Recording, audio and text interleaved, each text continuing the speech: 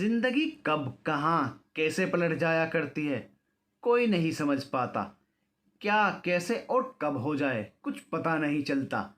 कहीं धूप तो कहीं छाया, कभी खुशियों से भरा पल तो कभी दुखों का पहाड़। कुछ समझ नहीं आता है। अपने सूने दिल को टटोलता हुआ मयंक आराम से चादर ताने हुए तेज रफ्तार ट्रेन में सफ़र कर रहा था। कल इसी समय अपने सफ़र पर निकला था। उसे ज़रा भी यकीन नहीं था कि जिस सफ़र में वह अकेला निकला था, वापस आते समय वह अकेला नहीं होगा, बल्कि एक बेहद खूबसूरत हसीन मासूम परियों की जैसी दिखने वाली लड़की उसकी हमसफ़र बन जाएगी। सच कहते हैं लोग, दुनिया में हर इंसान के लिए कोई ना कोई बना है, लेकिन वह कब और कहाँ किस स्थिति में मिल पाएगा, यह जान पाना बहुत मुश्किल होता है। यह सिर्फ ऊपर वाले के हाथ में होता है। कब किसे कहाँ मिलाना है, हम इंसानों के वश में कुछ नहीं होता कि हम उसे जान भी पाएं। शादी का सिलसिला पिछले 5-6 सालों से लटका हुआ था। 6 साल पहले जब वह 30 साल का होने चला था, तब उसके करीबी और सारे दोस्तों ने शादी कर लेने की मशवरा देना शुरू कर दिया था। लेकिन यह मशवरा सिर्फ मशवरा रह गया। दरअसल जो उसकी शादी के लिए लड़की ढूंढते, वह समय से पहले इस दुनिया को छोड़कर जा चुके थे। उसके माता पिता नहीं थे। एक बड़ी बहन थी जो जान छिड़का करती थी अपने भाई पर, जो कुछ दिन पहले ही शादी होकर दूर शहर चली गई थी। फिर भी जहाँ तक हो सके लड़की ढूंढने की कोशिश कर रही थी। बहुत कोशिश के बावजूद कोई अच्छी लड़की नहीं मिल रही थी। लड़की अच्छी मिलती तो किसी और कारण से शादी फाइनल नहीं हो पा रही थी। आज समझ में आ गया था कि इतने बहाने और इतना इंतज़ार इतने सालों से क्यों हो रहा था। क्योंकि उस इंसान की शादी कहीं और होनी थी, जिसका मकसद कुछ और था। सिर्फ घर बसाना या फिर शादी करना नहीं था, बल्कि किसी की ज़िंदगी की छांव बनना था, उसका सहारा, उम्मीद और उसका रखवाला बनना था। आखिर आज उसके होठों पर प्यारी सी मुस्कान बिखर ही जाती है। जब कभी ट्रेन स्टेशन पर रुकती, झटके से हड़बड़ाकर उठ जाती, आंखें खोलकर इधर उधर देखती, फिर नींद में चली जाती। नींद की हालत में कभी उसके कंधे पर अपना सर रख देती, तो कभी हड़बड़ाकर अपने आप को समेटने लगती। मयंक खन्ना, जो अब तक ट्रेन की खिड़कियों से बाहर झांक रहा था, अचानक उसकी नज़र बाहर की नज़रों से हटकर उसे देखने लगती है। कभी अपना दुपट्टा ठीक करने लगती, तो कभी अपने कपड़े, तो कभी अपने हाथों को उलट पुलट कर देखने लगती। लंबी गहरी ठंडी आहें भरता हुआ अपनी नज़रें उससे हटा देता। हम स्टेशन पहुंचने वाले हैं। यदि तुम्हें भूख लगी है तो कुछ खाने पीने की चीज़ ले आऊं तुम्हारे लिए। वह चुपचाप अपनी नज़र नीचे किए हुए अपने हाथों से खेलने लगती। इतना भी डरने और घबराने की ज़रूरत नहीं मुझसे। तुम्हें जो भी चीज़ चाहिए मुझे बिना शर्म संकोच के बता दो। इतनी बात सुनकर वह और भी घबरा और शर्मा जाती है। अपनी नज़रें और भी नीचे कर लेती है। इट्स ओके, मैं ही तुम्हारे लिए कुछ खाने को लाता हूँ। मैं जानता हूँ तुम्हें बहुत भूख लगी है। ट्रेन रुकते ही मयंक इतना बोलते हुए उठ जाता है। कल का दिन। हॉल में पहुंचते ही खाने की खुशबू और एक से बढ़कर एक खाना। लोग देखते ही खाने पर टूट पड़ते हैं। एक के बाद एक सब लोग प्लेटें उठाने लगते हैं। पूरा माहौल शोर शराबे से भरा हुआ था। कहीं बच्चे के रोने की आवाज़, कहीं हंसने की आवाज़, तो कहीं खेलने कूदने की। सब लोग खाने को एंजॉय कर रहे थे। वहीं वेटर सबको लाकर खाना खिलाने में व्यस्त था। यह फंक्शन किसी शादी या विवाह या खुशियों का नहीं था, बल्कि एक कम उम्र की मासूम जिंदगी की मौत का गम था, जो अपनी उम्र से पहले इस दुनिया को छोड़कर चला गया था। अपनी शान और शौकत सब कुछ छोड़कर सब कुछ यहीं धरा का धरा रह गया।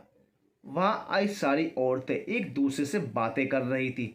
मिसेज कमला जी, कोमल को कोई भी अपने घर अपने पास रखने को तैयार नहीं। मिसेज सुनैना जी खाना खाते खाते कहती हैं, आखिर क्यों रखेगा कोई खूबसूरत जवान और हसीन लड़की को। मिसेज कमला जी बड़े आराम से खाते हुए कहती हैं, कल को यदि कोई ऊंची नीची बात हो गई तो फिर कौन क्या करेगा। उसकी बात मिसेज सुनैना जी बड़े आराम से सुन रही थी। हाँ हाँ भाई, जमाना भी तो इतना खराब है, अब कोमल को यहाँ अकेला नहीं छोड़ सकते। तरह तरह की बातें बनाते हुए इंजॉय और खाना खाकर सारे रिश्तेदार और करीबी धीरे धीरे करके अपने अपने घर चले गए। अब घर में गिने चुने मेहमान बच गए थे, वह भी बहुत उदासी भरा चेहरा लिए। घर का उदास माहौल, ऊपर से थोड़े से रिश्तेदार बच गए थे, वह भी बहुत उदास नजर आ रहे थे। उदास इसलिए नहीं थे कि कोमल का पति कम उम्र में मृत्यु को प्राप्त हो गया था, बल्कि इसलिए कि कोमल का अब क्या होगा। इकलौती संतान, अपने माता पिता की गरीब घर की गरीब लड़की, अब अनाथ हो चुकी थी। अब उसका कोई नहीं था इस दुनिया में उसके पति के अलावा। लेकिन ऊपर वाले का लिखा कोई नहीं बदल सकता। उसका पति भी उसे छोड़कर जा चुका था, जो उसका आखिरी सहारा था। कोमल की बुआ जी, ताऊ जी और मासी जी सब गहरी सोच में डूबे हुए थे। कोमल की बुआ कहती हैं, कोमल की मौसी से, बहन जी, कोमल आपकी बेटी जैसी है, कोमल को आप अपने घर ले जाओ, यहाँ बेचारी अकेली क्या करेगी। कोमल पर सबसे ज़्यादा हक तो आपका ही है, आखिर आप उसकी मौसी माँ हो। प्लीज़ बहन जी, आप हक की बात ना करो। हक तो हम सबका बराबर है कोमल के ऊपर, लेकिन मेरे घर की माली हालत कुछ ठीक नहीं, और फिर रहने की जगह भी नहीं। 2 कमरे का मकान है, ऊपर से मेरे 4 बच्चे हैं। मैं कोमल को अपने घर नहीं ले जा सकती।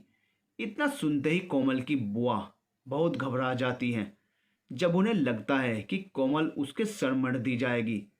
घबराते हुए कहती हैं, वैसे मेरे घर की हालत भी कुछ ऐसी ही है। मेरा घर भी बहुत छोटा है, कमाने वाले एक हैं और खाने बैठकर खाने वाले 7-8 लोग हैं। ऊपर से इतनी खूबसूरत कोमल की जिम्मेदारी मैं यदि ले भी लूँ तो शायद मेरी ज़िंदगी में मुश्किलें और भी बढ़ जाएंगी। वैसे भी आजकल ज़माना बहुत ख़राब हो चुका है। जवान और सुंदर लड़कियों पर सबकी नज़रें गिद्ध के जैसी टिकी रहती हैं। मैं अपने घर नहीं ले जा सकती कोमल को। अब की बारी थी ताऊ जी की, जिसकी ओर सबकी नज़रें एकाएक उठ जाती हैं। सब लोग आशा भरी नज़र से कोमल की ताऊ जी और ताई जी को देखने लगते हैं, जिनका देखते ही देखते आवाज़ भर्रा जाती है, आंखों में आंसू आ जाते हैं और कहते हैं, मैं कोमल बिटिया की जिम्मेदारी कैसे ले लूं, कैसे अपने घर में रख लूं। मेरा तो कोई बेटा भी नहीं है जो आगे चलकर हम लोगों का सहारा बनेगा। घर पर 5-5 बेटियां कुंवारी पड़ी हुई हैं शादी के लिए। मेरे लिए तो कोमल को रख पाना मेरे वश के बाहर है।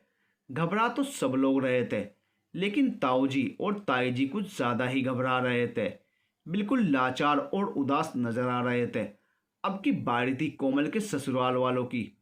उसकी ससुराल में बुढ़े सास ससुर के अलावा अब कोई बेटा नहीं बचा था जो सबका भरण पोषण करता। वे दोनों खुद लाचार और परेशान थे। जवान और खूबसूरत लड़की को घर में अकेली रखना किसी मुसीबत से कम नहीं होता। कल को यदि कोमल के साथ कुछ ऊंच नीच हो ही जाए तो हम दोनों क्या करेंगे। फिर इतने पैसे भी नहीं हैं कि उसका भविष्य हम सुरक्षित कर पाएं। हर दिन कमाना खाना यही तो जिंदगी है हमारी। एक आसरा था अपने बेटे से, वह भी बुढ़ापे में छोड़कर चला गया। हम दोनों अब ऊपर वाले के सहारे पलने वाले हैं। हमारा अब कोई नहीं इस दुनिया में। फिर हम कोमल बहू का भार कैसे उठा पाएंगे। सारे मेहमान एक दूसरे से उलझ रहे थे, एक दूसरे पर कोमल को थोपने की कोशिश कर रहे थे। बात लड़ाई झगड़े तक पहुंच गई। यह नज़ारा देखकर मयंक को बहुत दुख होता है। ना चाहते हुए भी उठकर आगे आता है और उनके घरेलू मामले में दखल देने के लिए मजबूर हो जाता है। आप लोग कैसे इंसान हो?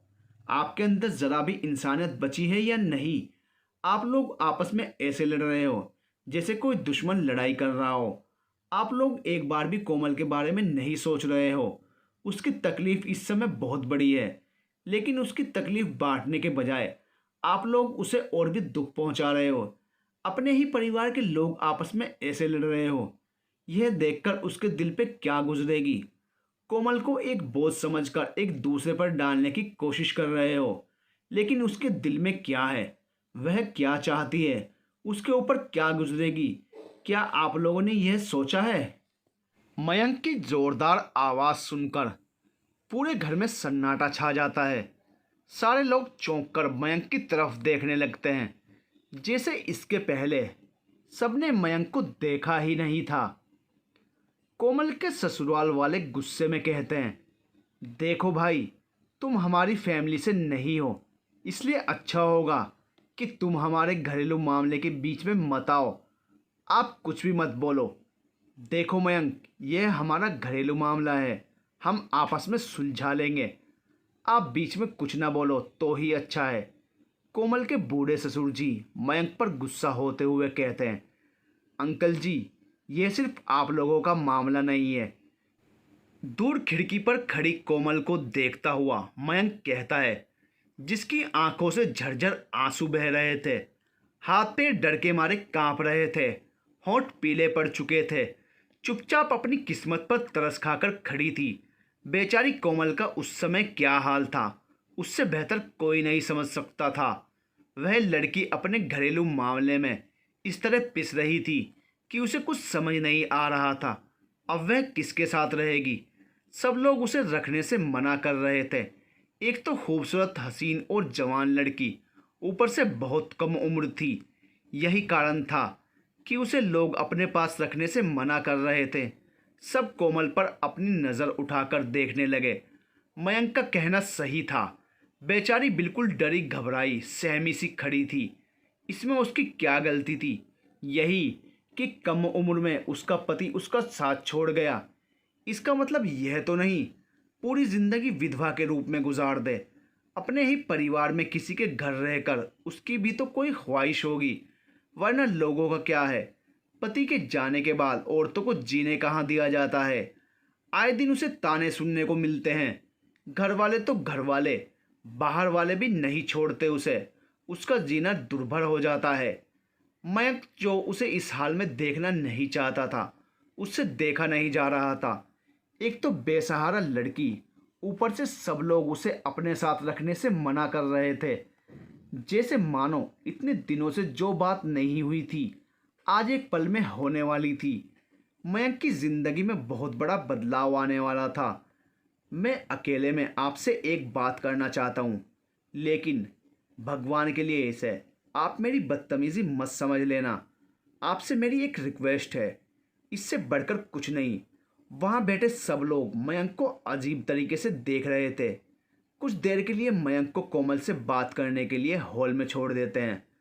थोड़ी देर बाद जब दोबारा सब लोग इकट्ठे होते हैं, सब लोगों की खुशी का ठिकाना नहीं था। सबकी मुसीबत टल चुकी थी। सब चैन की सांस ले रहे थे। कोमल, जिसे रखने के लिए एक दूसरे से सारे रिश्तेदार उलझ रहे थे, वह मुसीबत टल चुकी थी उन लोगों के लिए, क्योंकि मयंक के साथ कोमल दोबारा शादी के बंधन में बंधने के लिए तैयार हो चुकी थी। और भला करती भी क्या वह बेचारी? सबका चेहरा कुछ देर पहले ही तो देख चुकी थी। आगे की जिंदगी बर्बाद करने से अच्छा था अपनी जिंदगी दोबारा आबाद कर लेना। कोमल ने भी वही किया। मयंक द्वारा किया गया रिक्वेस्ट को तहे दिल से स्वीकार कर लिया। वहाँ बैठे कुछ लोग इस रिश्ते को मानने के लिए तैयार नहीं थे, एक दूसरे से कानाफूसी कर रहे थे। तभी कोमल के ससुर जी आगे बढ़कर सबका मुंह बंद करवा देते हैं। यदि आप लोगों में से किसी को भी इस फैसले से कोई एतराज़ है, तो वह अपने साथ मेरी बहू कोमल को अपने घर ले जा सकता है। मैं मयंक के फैसले से खुश हूँ। कोमल ने जो आज फैसला किया उसका मैं समर्थन करता हूँ। जिसे सुनकर सब लोगों का मुंह बंद हो जाता है। सब लोग अपनी अपनी जगह दुबक जाते हैं। आखिर लोगों का तो काम ही होता है, जब बुरा समय आता है तो पल्ले झाड़ लेते हैं, और वहीं जब किसी की ज़िंदगी बिखरने से बचने वाली होती है तो लोग कानाफूसी कर रहे होते हैं। खैर, दोनों की शादी बिल्कुल सादे तरीके से करवा दी जाती है। उसके बाद मयंक एक मिनट भी उस घर में नहीं रुकता और ना रुकना चाहता। कोमल को लेकर वहाँ से निकल पड़ता है। कोमल को तो पता नहीं कहाँ जा रही थी। अपने सदमे से तो बाहर भी नहीं निकल पाई थी। लेकिन फिर भी सुकून की सांस उसके दिल में भर आई थी। मयंक कोमल का हाथ अपने हाथों में थामे हुए था, एक हाथ में अपना सूटकेस। दोनों की आंखों से नींद कोसों दूर थी। सब कुछ इतनी जल्दी अचानक हुआ कि दोनों को समझ नहीं आ रहा था। आंखों से नींद गायब थी। आज की रात बहुत अनोखी रात थी, वरना हर रोज मयंक थक हार कर अपने घर पहुंचता था तो बिस्तर पर गिर पड़ता था। थकान से उसका पूरा शरीर टूट पड़ता था।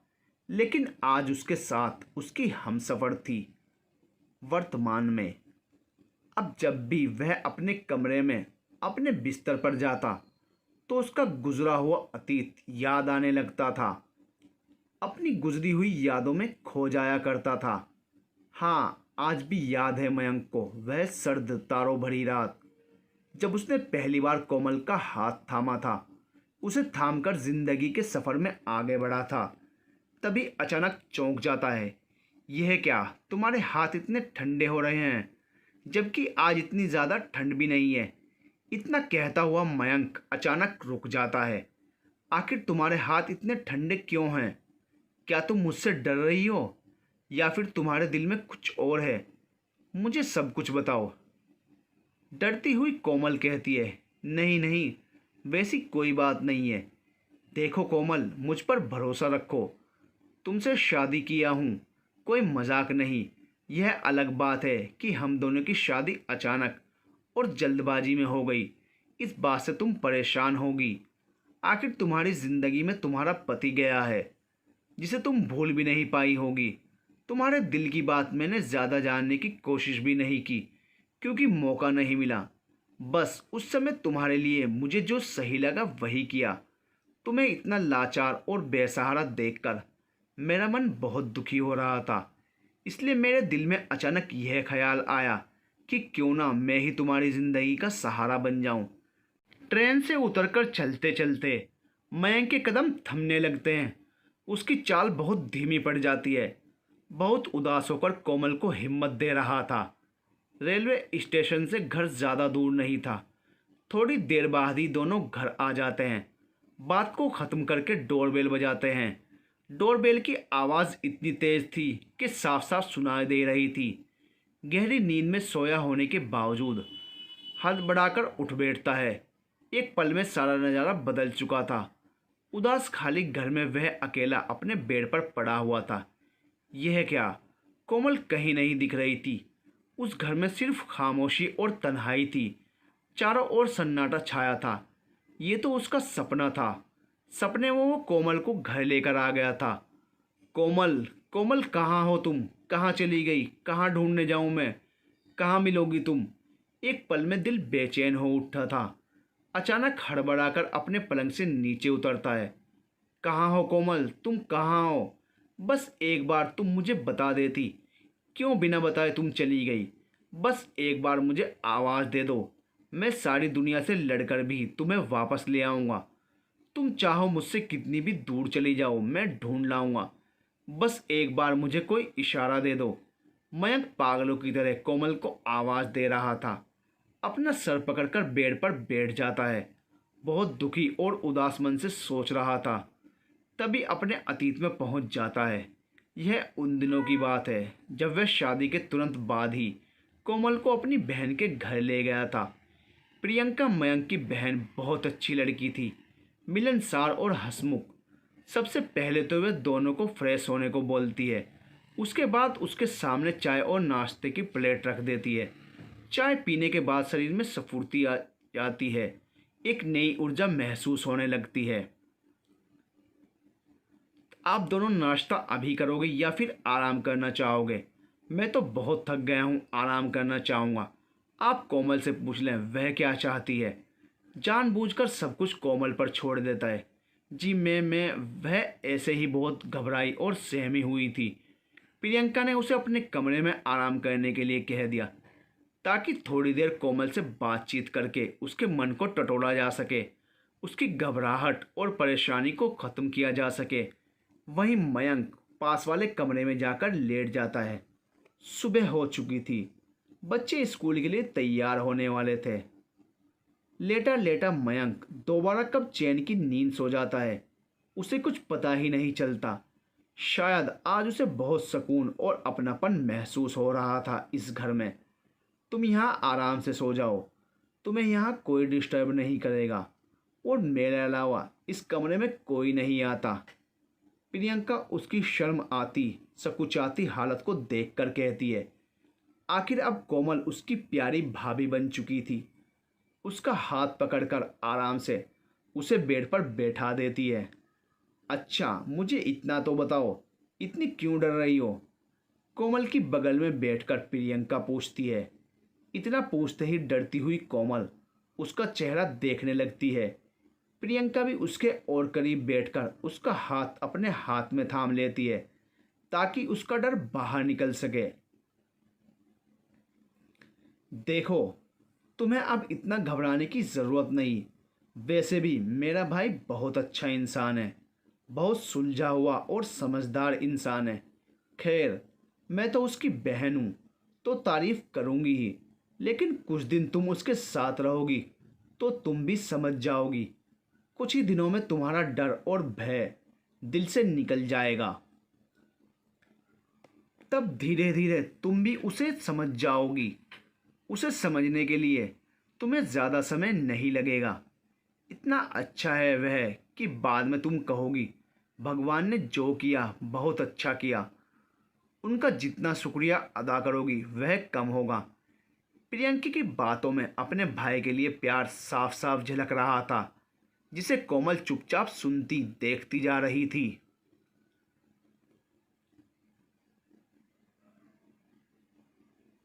कोमल, तुम यूं ही चुप रहोगी या कुछ बोलोगी भी? कुछ तो बोलो। अब तक मैंने तुम्हारी आवाज़ भी अच्छे से नहीं सुनी। जब से मेरे घर आई हो चुपचाप डरी सहमी सी बैठी हुई हो। प्रियंका हंसती हुई उसे छेड़ती है। सचमुच आप दोनों बहुत अच्छे हो। जैसे आपके भाई हैं वैसे ही आप भी हो। बहुत अच्छे हो। बड़ी मुश्किल से इतना कह पाती है और अपना सर शर्म के मारे झुका लेती है, जिसे देखकर प्रियंका समझ जाती है कोमल रो रही है। उठकर उसे अपने गले लगा लेती है। कोमल और भी जोर से रोने लगती है। जितनी भड़ास उसके दिल में थी अब वह निकल रही थी। ऐसा लग रहा था अपने पति को खोकर वह खुद भी खो गई थी, टूट बिखर गई थी। जिसका गम अब उसके सीने में था, जिसे चाहकर भी नहीं भूल पा रही थी।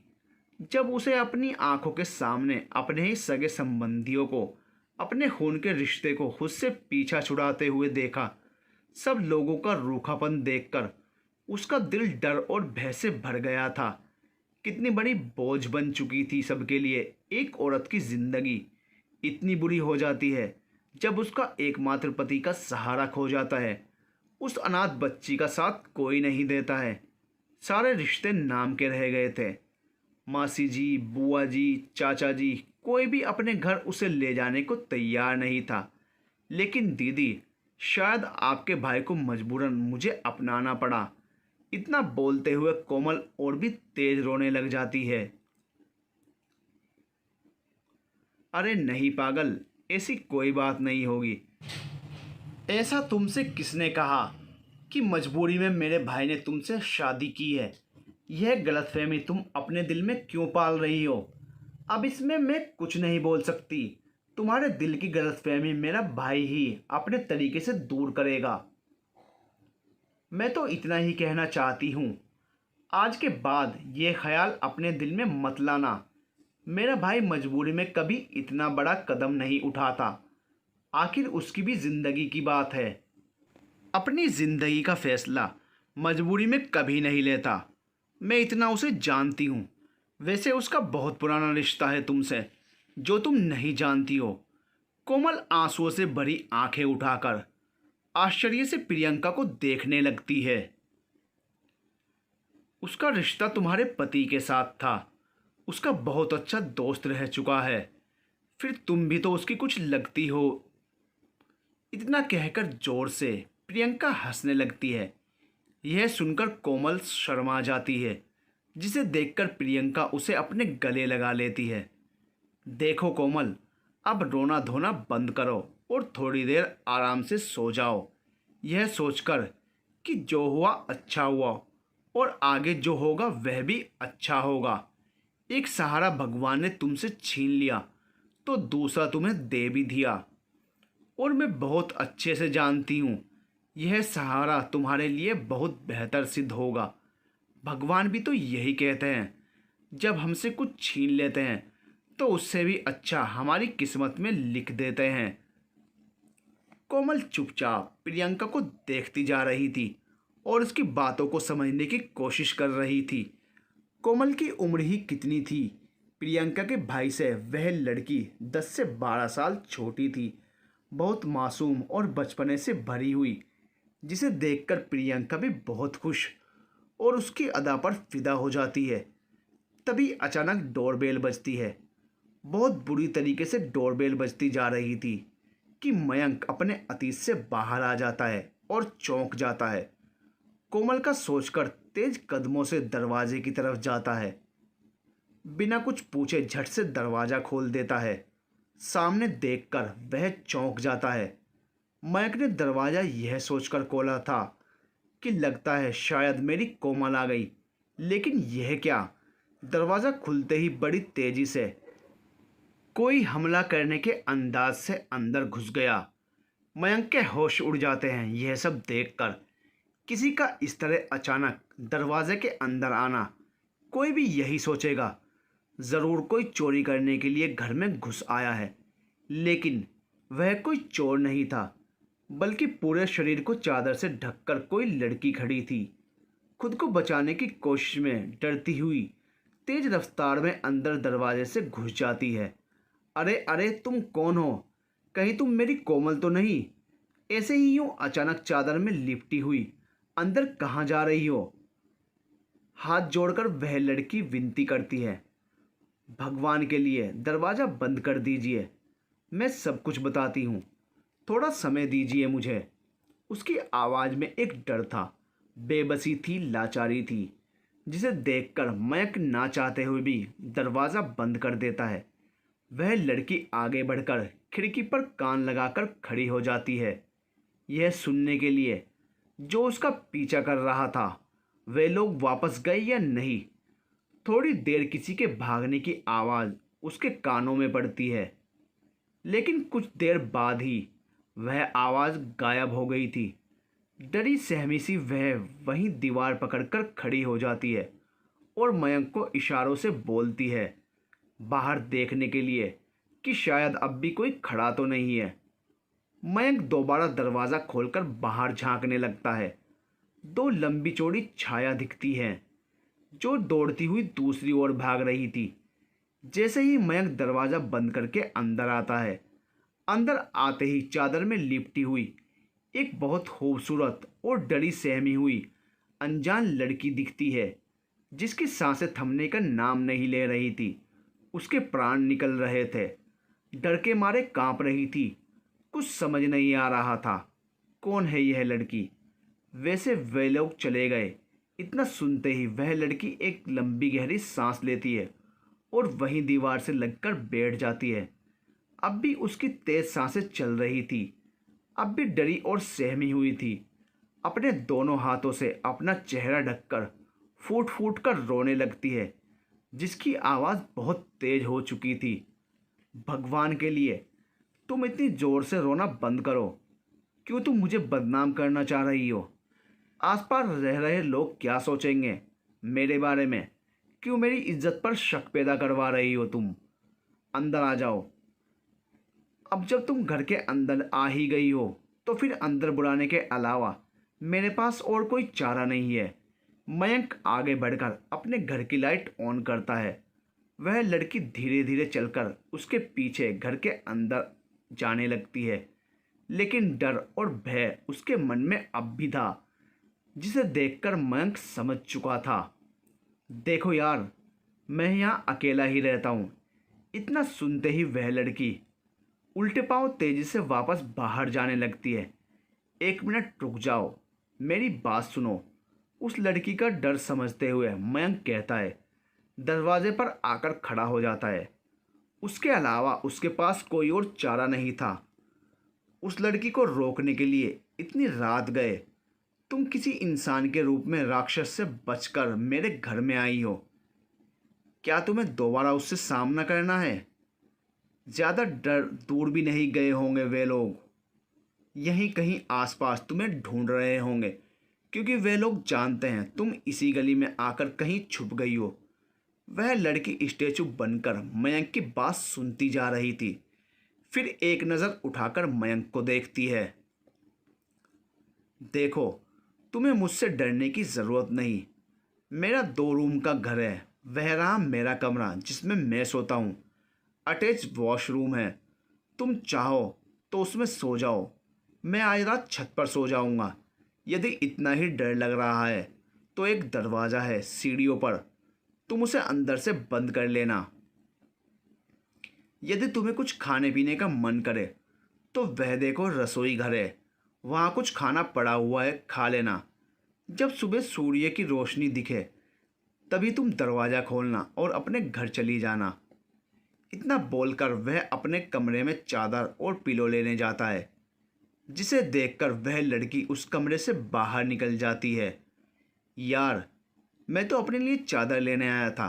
रात को बहुत ठंड लगेगी, सर्दियों की रात है, मुझे नींद नहीं आएगी, इसलिए मैं चादर और कुछ कंबल रख लेता हूँ। इतना कहते हुए मयंक अपनी छत पर सोने चला जाता है। आंखों से नींद कोसों दूर थी। नींद आती भी तो कैसे आती। उसके घर एक अनजान जीती जागती लड़की आ चुकी थी। यह बात अगर कानों कान किसी को खबर हुई तो सब लोग उसकी इज्जत की धज्जियां उड़ा देंगे। ना जाने लोग क्या क्या बातें बनाएंगे। एक खूबसूरत और जवान लड़की के साथ घर में अकेले गुजारना कितनी बड़ी बात हो जाएगी। इसी सोच में रात भर गुजार देता है। एक तो उसका खोया हुआ प्यार, ऊपर से इस अनजान लड़की का घर में इस तरह आना। इसी उधेड़ बुन में पूरी रात निकल जाती है। लगभग सुबह 4 या 5 बजे उसकी आंख लगती है। आंख लगने के बावजूद भी अपनी खोई हुई कोमल को याद कर रहा था। उसका दिल दर्द से कराह रहा था। दिल बार बार कोमल के लिए दुआ मांग रहा था। वह जहाँ भी हो, जैसी भी हो, वह अच्छे से हो। जिस तरह आज मैंने एक अनजान लड़की की इज्जत बचाई, उसी तरह मेरी कोमल की भी रक्षा करना प्रभु, बोलता हुआ सो जाता है। जब सूर्य की रोशनी उसकी आंखों में पड़ती है तब जाकर उसकी नींद खुलती है। मयंक को अचानक उस अनजान लड़की का ख्याल आता है, जिससे चौंक कर उठ जाता है। दिन काफ़ी निकल आया था, उसे पता भी नहीं चला। इतनी गहरी नींद में सोया हुआ था। जल्दी से उठकर बैठ जाता है। तेजी से सीढ़ियाँ उतरकर नीचे पहुंच जाता है। वह लड़की सामने ही सोफे पर बैठी थी। खूबसूरत चेहरा, लेकिन आंखों में नमी थी। साफ पता चल रहा था रात भर वह लड़की रो रही थी। चुपचाप उसे देखता हुआ अपना हाथ पैर धोकर फ्रेश होकर सीधा रसोई घर में जाता है। बार बार उसे खिड़की से देख रहा था। वह लड़की चुपचाप स्टैचू बनी बैठी थी। उसे देखने के बाद मयंक चाय तैयार करने में लग जाता है। चाय का कप लेकर उसके सामने खड़ा हो जाता है। अब तक वह लड़की उसी स्थिति में बैठी हुई थी। चाय का कप और कुछ नाश्ता लेकर मयंक उस लड़की के सामने रख देता है, लेकिन वह लड़की अब तक उसी स्थिति में बैठी हुई थी। ना कुछ बोल रही थी, ना कुछ सुन रही थी। हेलो, क्या हुआ? नाश्ता कर लो। इतना सुनते ही वह लड़की जैसे किसी ख्वाब से जाग उठी थी और मयंक को सामने देखकर और भी पीछे भाग जाती है। तुम मुझसे इतना डर क्यों रही हो? वैसे मैं बता दूं, मुझे नाश्ता बनाना नहीं आता, लेकिन जो भी लाया हूं खा लो।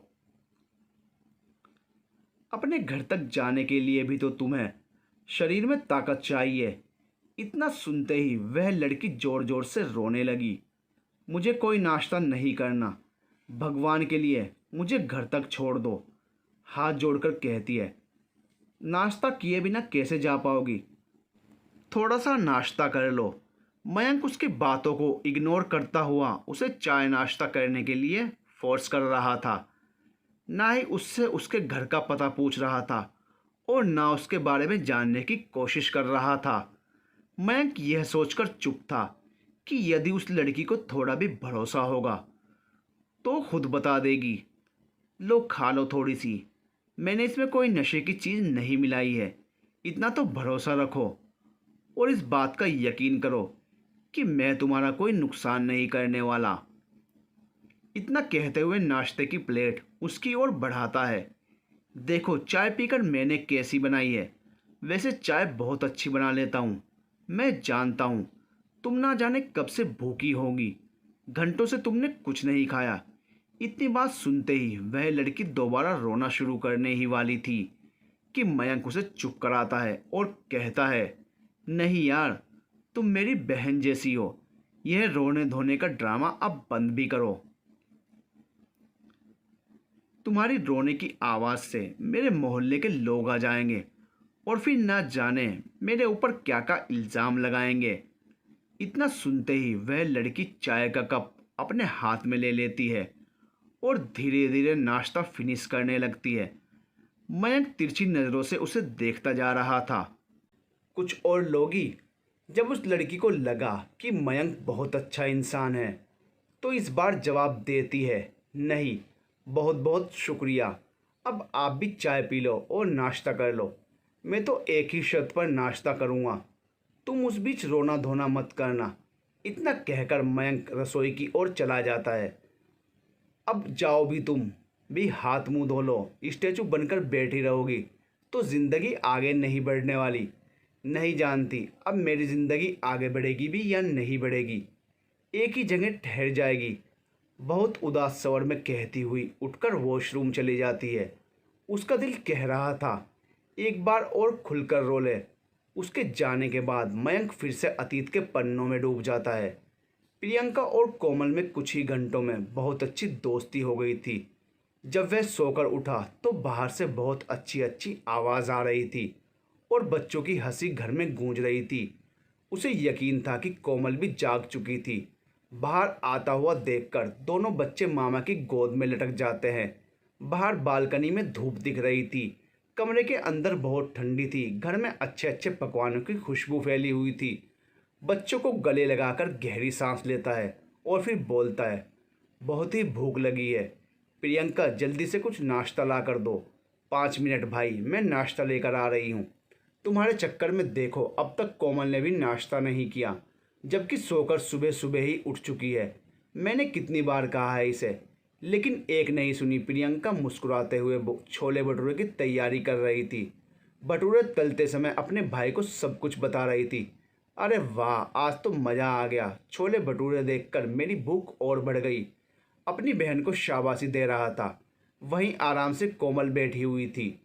प्रियंका पहले एक कप चाय हो जाती तो बहुत अच्छा होता। नहीं भाई, 1 मिनट रुको, छोले भटूरे पहले खा लो फिर चाय दूंगी। ओके। थोड़ी ही देर में चाय नाश्ता सारी चीज़ें लाकर डाइनिंग टेबल पर रख देती है। कोमल भी धीरे धीरे खाना शुरू कर देती है। प्रियंका भी यही चाह रही थी कि दोनों साथ बैठकर खाना खाएं। इस तरह अकेले में बैठकर खाने से दोनों के बीच थोड़ी बहुत बातें भी हो जाएंगी। प्रियंका नाश्ता टेबल पर लगाकर बाहर चली जाती है एक काम से। उसके बाहर जाते ही मयंक एक बाइट तोड़कर कोमल की ओर बढ़ाता है, जिसे देखकर कोमल शर्म के मारे पानी पानी हो जाती है।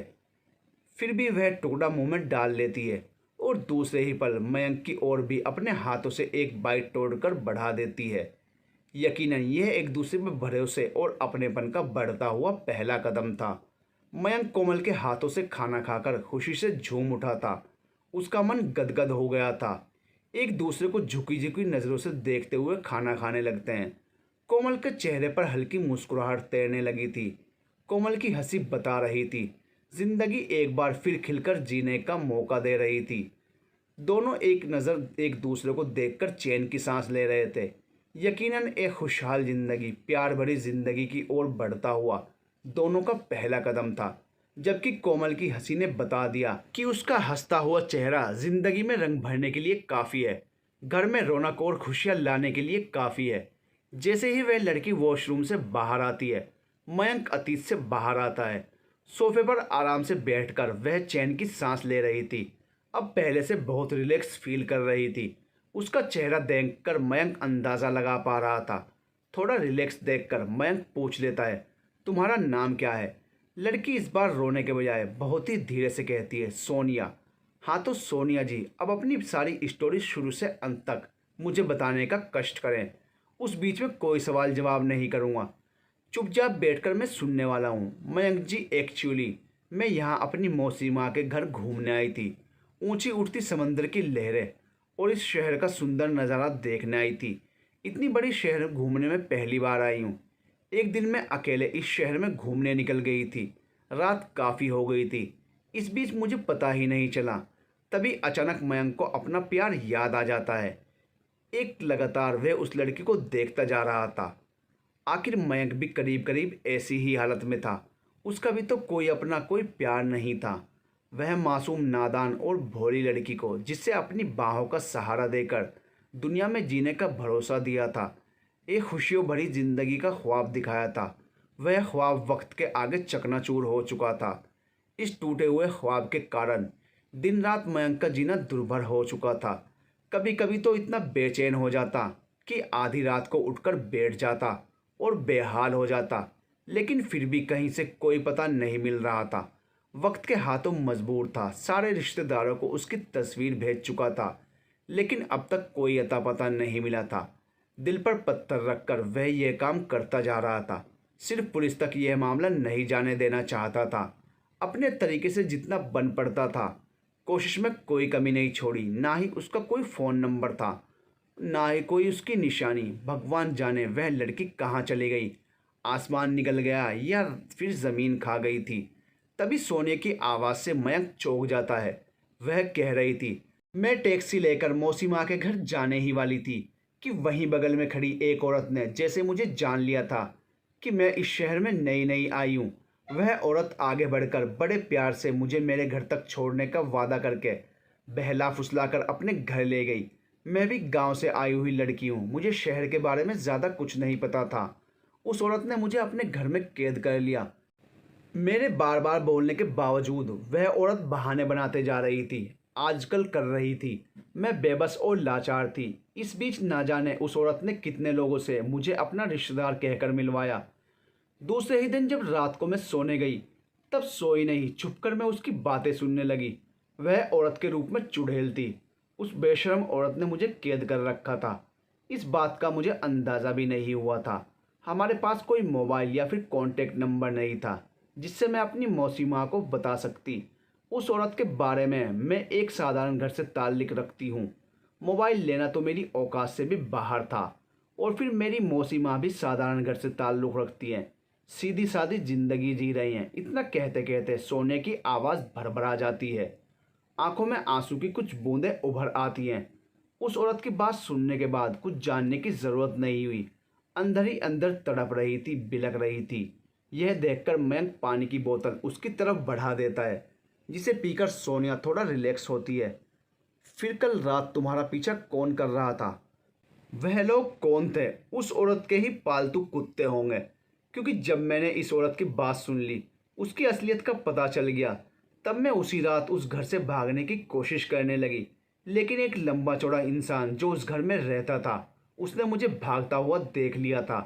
क्योंकि वह लोग लड़कियों का सौदा करते थे, इसलिए उन लोगों ने हल्ला नहीं किया। मेरे भागने के बाद वे लोग मेरा पीछा करने लगे, लेकिन जब तक वह मेरा पीछा करते मैं थोड़ी दूर निकल चुकी थी। उस समय से पागलों की तरह पूरा शहर भाग रही हूँ, अपनी इज्जत और अपनी जान बचाने के लिए। इतनी सर्द रात में ऐसे ही भाग रही हूँ। ना ही मैंने कोई गर्म कपड़ा लिया था। सोने की बात मयंक बड़े गौर से सुन रहा था। मयंक सोने की बात सुनकर थोड़ी देर चुपचाप बैठा रहता है, किसी सोच में पड़ जाता है। फिर उससे कहता है, अब तुम्हारा इस शहर में रहना खतरे से खाली नहीं है, इसलिए अच्छा होगा तुम अपने घर चली जाओ। वैसे तुम्हारा घर कहाँ है? मेरा अपना घर दिल्ली में है। क्या दिल्ली से तुम इतनी दूर आई हो? मयंक अचानक चौंकते हुए पूछता है। फिर उस प्यारी सी लड़की जो अभी बहुत मासूम दिख रही थी, जिसे देखकर मयंक को बहुत तरस आ जाता है। उम्र ही क्या थी उस लड़की की, यही करीब 15-16 साल की थी। दिखने में काफ़ी खूबसूरत और उम्र में बड़ी लग रही थी। साधारण घर से होने के बावजूद शक्ल सूरत से एक नूर झलक रहा था। कोई भी उसे देखकर एक बार ज़रूर उसे पाने की चाहत रखता, लेकिन यहाँ तो मयंक की बात थी, जो उसे पहले ही अपनी बहन मान चुका था। प्यार से पूछता है, देखो सोनिया, यदि मैं तुम्हें दिल्ली की ट्रेन में बिठा दूँ तो तुम स्टेशन से घर चली जाओगी अपने। इतना सुनते ही सोनिया फूट फूट कर रोने लगी और रोते रोते वहीं ज़मीन पर बैठ गई। अरे यार, अब तुम यह क्या कर रही हो? ना चाहते हुए भी मयंक उसे अपने हाथों का सहारा देकर उठाता है और सोफे पर बिठाता है। मैं आपका यह एहसान ज़िंदगी भर नहीं भूल पाऊंगी। भगवान आपको सारी खुशियाँ दे और गम आपसे कोसों दूर चले जाएं, यही दुआ करूंगी हर रोज़। लेकिन मेरी एक रिक्वेस्ट है, आप अपने साथ मुझे लेकर दिल्ली चलें। मेरे मम्मी पापा के पास आप मुझे सही सलामत पहुंचा दें। रोती गिड़गिड़ाती सोनिया को देखकर मयंक बहुत मायूस हो जाता है। उसका दिल भर आता है। देखो सोनिया, इसे तुम कोई एहसान मत समझो। मैंने तुम पर एहसान नहीं किया, मैं तो बस एक अच्छा काम करने जा रहा हूँ, जिसके बदले मुझे भी मेरा खोया हुआ प्यार भगवान मिला दे। इतना बोलते बोलते मयंक की आंखों में भी आंसू आ जाते हैं। सोनिया, तुम बस इतना याद रखना कि अब तुम इस घर में बिल्कुल सेफ हो। तुम्हारा अब कोई कुछ नहीं बिगाड़ सकता। तुम्हारा भाई तुम्हारे साथ खड़ा है, कोई आंख उठाकर भी देखेगा तुम्हारी ओर तो उसे जिंदगी से हाथ धोना पड़ेगा। सोनिया को हिम्मत देता हुआ मयंक कहता है, जिसे सुनकर सोनिया का बेचैन दिल चैन की सांस लेता है और वह थोड़ी रिलैक्स हो जाती है। मयंक फिर से अपने अतीत में खो जाता है। प्रियंका के घर पहुंचते ही मयंक अपने ऑफिस में फ़ोन लगाकर कुछ दिनों की छुट्टी ले लेता है और प्रियंका के घर मयंक अपनी नई नवेली पत्नी कोमल को लेकर रहने की सोचता है। यह पल मयंक के लिए ज़िंदगी का सबसे खूबसूरत पल था। बेफिक्र बेपरवाह प्यार में डूबा हुआ अपनी पत्नी कोमल और अपनी बहन का प्यार पाकर दिल बहुत खुश था। और यह बात भी सही थी कि कोमल भी मयंक के बहुत करीब आ रही थी, जैसा कि उसने सोचा था। ऐसा महसूस हो रहा था ऊपर वाले की पूरी मेहरबानी उसके ऊपर बरस रही है। मयंक हर समय कोमल को अपने आसपास देखना चाहता था। उससे एक पल भी दूर रहना उसके लिए गवारा नहीं था। अपनी बहन प्रियंका के घर रहते हुए लगभग 15 दिन गुजर गए थे और मयंक आज वापस लौटने का फैसला करता है। अपने घर मुंबई लौटने से पहले उसकी बहन प्रियंका अपनी नई नवेली भाभी के लिए खूब सारे तोहफे खरीद कर लाती है। तरह तरह के कपड़े, ज्वेलरी और मेकअप का सामान प्रियंका अपनी भाभी को बहुत अच्छे तरीके से सजा संवार कर अपने भाई के साथ उसके घर भेजना चाह रही थी। इस बार जब मयंक कोमल के साथ रवाना होता है मुंबई के लिए, तो कोमल का व्यवहार बहुत बदल चुका होता है। खूबसूरत पिंक कलर की साड़ी में बहुत खूबसूरत दिख रही थी कोमल। डार्क मेकअप में बिल्कुल नई नवेली दुल्हन दिख रही थी। मयंक अपनी बहन को भी साथ लाना चाहता था, लेकिन उसने मना कर दिया, यह कहकर, तेरे जूजू के ऑफिस से छुट्टी लेकर आराम से आऊँगी 10-15 दिनों के बाद। उसके बाद तुम दोनों की मंगनी अच्छी सी पार्टी करेंगे, जिसमें सारे मोहल्ले वाले और रिश्तेदारों को बुलाऊंगी। तब तक तुम कोमल को सारे रिश्तेदारों से मिलवा देना। सब लोग क्या सोचेंगे, अचानक तुमने बिना किसी को बताए शादी कर ली और किसी को बताया भी नहीं। और हाँ, एक बात और, कोमल के घर वालों को भी खबर कर देना कि वह अब तुम्हारे साथ बिल्कुल अच्छे से रहने लगी है, ताकि उन्हें लगे कि कोमल की दूसरी शादी तुम्हारे साथ करके उन्होंने कोई गलती नहीं की। प्रियंका की बात पूरी होते ही मयंक चुटकी लेते हुए कोमल की ओर देखता है और आंख मार देता है, जिसे देखकर कोमल शर्म के मारे पानी पानी हो जाती है। उसके गालों पर लालिमा छा जाती है। तभी सोनिया की आवाज़ से मयंक अतीत से बाहर आता है। ऑफिस निकलते समय मयंक सोनिया को घर पर अकेला नहीं छोड़ता, बल्कि अपने एक रिश्तेदार जो वहीं पास में रहते थे, एक बुजुर्ग दंपत्ति जिनके घर लेकर जाता है। जाते ही उनसे कहता है, काकी, सोनिया मेरी कज़न सिस्टर है जो कोलकाता में रहती है। पता नहीं काका काकी ने मयंक की बातों का कितना यकीन किया था। उन्हें देखने से कुछ समझ नहीं आ रहा था, लेकिन जो भी था, सोनिया को बड़े प्यार से गले लगाते हुए वह आंटी अंदर ले जाती हैं। कहती हैं, सोनिया बेटा, तुम इसे आज से अपना ही घर समझो। तुम्हें कोई भी परेशानी होगी तो मुझे बताना। मयंक भाई, आपने तो कहा था मुझे मेरे घर दिल्ली छोड़ दोगे, लेकिन आप मुझे यहाँ क्यों छोड़ रहे हो? दिल्ली हम कब जाएंगे? देखो सोनिया, बहुत जल्द मैं तुम्हें दिल्ली छोड़ने जाऊँगा। बस एक ही प्रॉब्लम है, मैं जॉब करता हूँ, मुझे छुट्टी लेनी पड़ेगी ऑफिस जाकर, वरना बिना बताए अगर चला गया तो बॉस हो सकता है मुझे नौकरी से निकाल देगा। आज जाकर मैं छुट्टी लेने की कोशिश करता हूँ, उसके बाद आराम से तुम्हें छोड़ने जाऊँगा। सोनिया को सारी बातें बताकर रिलैक्स कर देता है। देखो सोनिया, तुम्हें परेशान होने की ज़रूरत नहीं है। मैंने तुम्हें बहन माना है, मैं भी एक भाई का पूरा फ़र्ज़ निभाऊंगा। तुम्हें सही सलामत तुम्हारे घर ज़रूर पहुंचाऊंगा। अचानक उसे कुछ याद आया। अपना ऑफिस बैग खोलकर उसमें से एक न्यू सेल फ़ोन निकालता है। सोनिया को देते हुए कहता है, यह फ़ोन तुम रख लो, इसमें मेरा नंबर सेव है, फ़ोन लगाना तो आता ही होगा तुम्हें। सोनिया डरती हुई फ़ोन ले लेती है और कहती है, जी हाँ भाई, मैं कोशिश करूँगी। एक्चुअली नया फ़ोन अपनी वाइफ कोमल के लिए लिया था, उसे देने ही वाला था लेकिन नहीं दे पाया, जिसे आज तक अपने ऑफिस बैग में लेकर घूम रहा था। वही फ़ोन आज निकालकर सोनिया को थमा देता है। फिर ठीक है, ऑफिस के लिए निकलता हूँ, कोई भी परेशानी होगी मुझे फ़ोन करके बता देना। और हाँ, एक और बात, तुम इन लोगों के सामने रोना धोना मत करना, वरना यह लोग मुझे गलत समझ लेंगे। जी भाई, मैं नहीं रोया करूँगी, आप निश्चिंत रहना। बहुत अच्छी लड़की हो। उसके सर पर हाथ फेरता हुआ बाय बोलता हुआ ऑफिस निकल जाता है। जाते हुए मयंक फिर अतीत में डूब जाता है।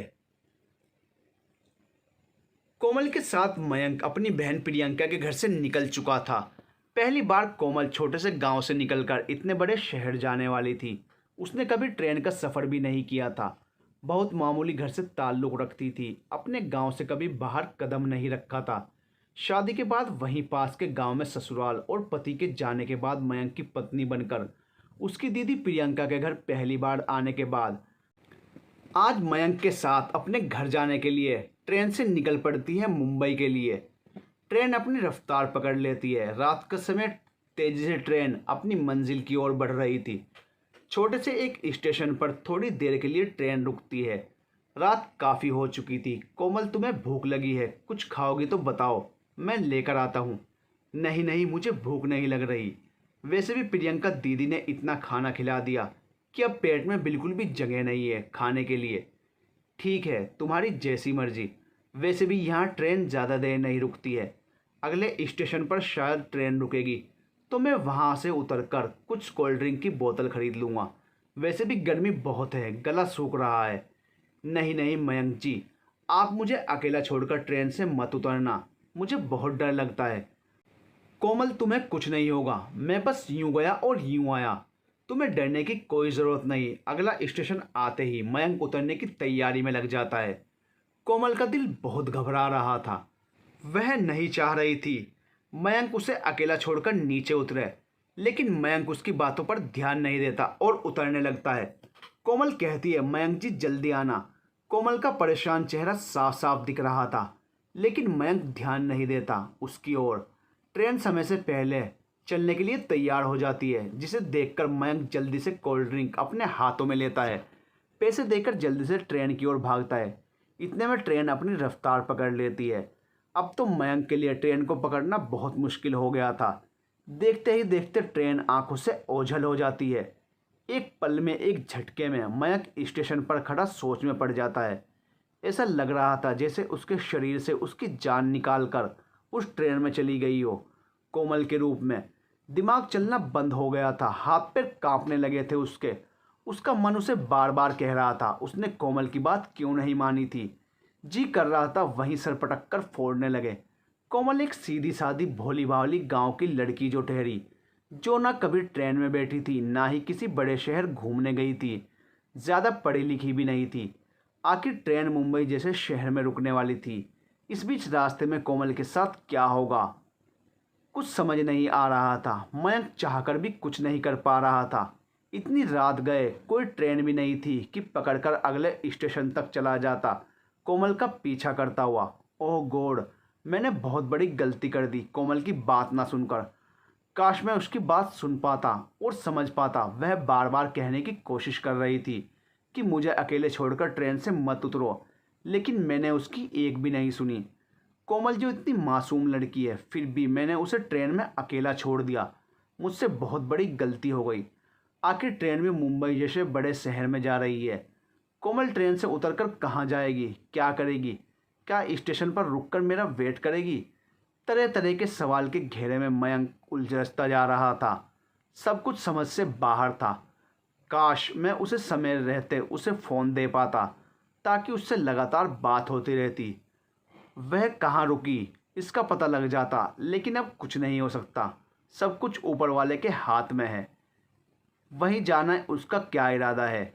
बिल्कुल अकेली चुपचाप शांति कोने में पड़ी अनजान लोगों से पूरी ट्रेन खचाखच भरी हुई। कोमल उनमें से किसी को भी नहीं पहचान पा रही थी। कुछ दिन पहले ही एक बहुत ही प्यारे इंसान के साथ अपनी ज़िंदगी का कुछ पल गुजार चुकी थी, जिसे अब अपना सब कुछ मानने लगी थी। सब कुछ एक सपने जैसा लग रहा था। कितना हसीन पल था, कितना सुहावना एहसास, जिसे शब्दों में बयान नहीं किया जा सकता था। अचानक जिंदगी एक नए मोड़ पर आकर खड़ी हो जाती है।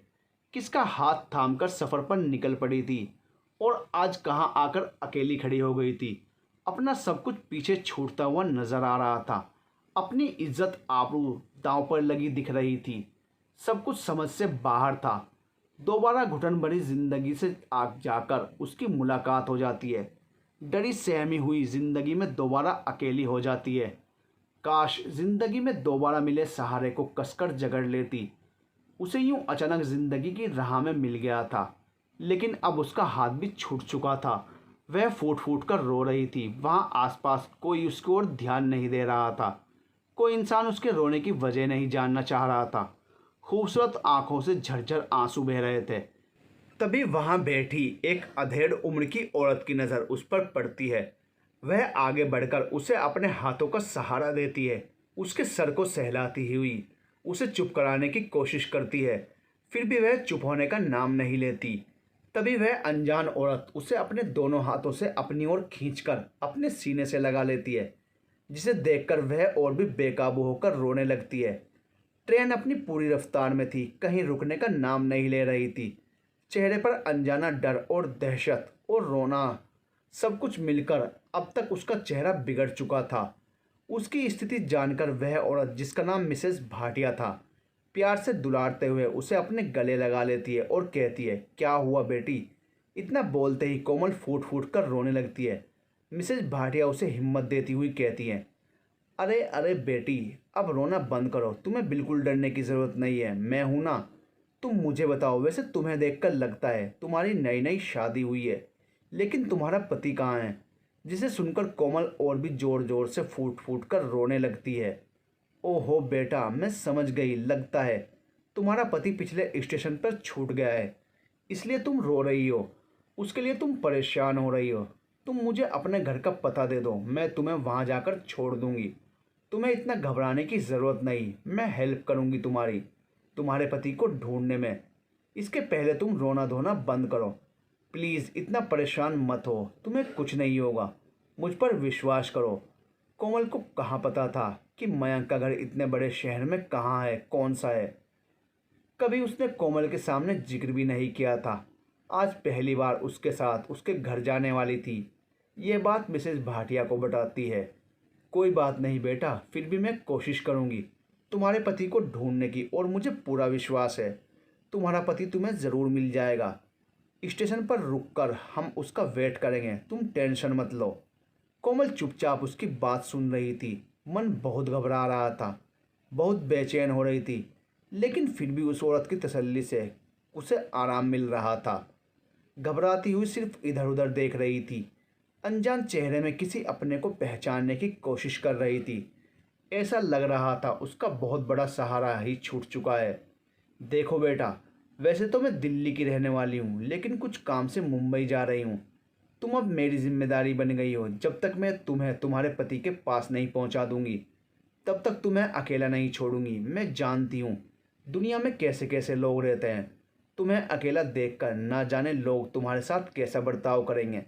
एक तो तुम्हारी उम्र बहुत कम है, ऊपर से नई नवेली दुल्हन की तरह लग रही हो।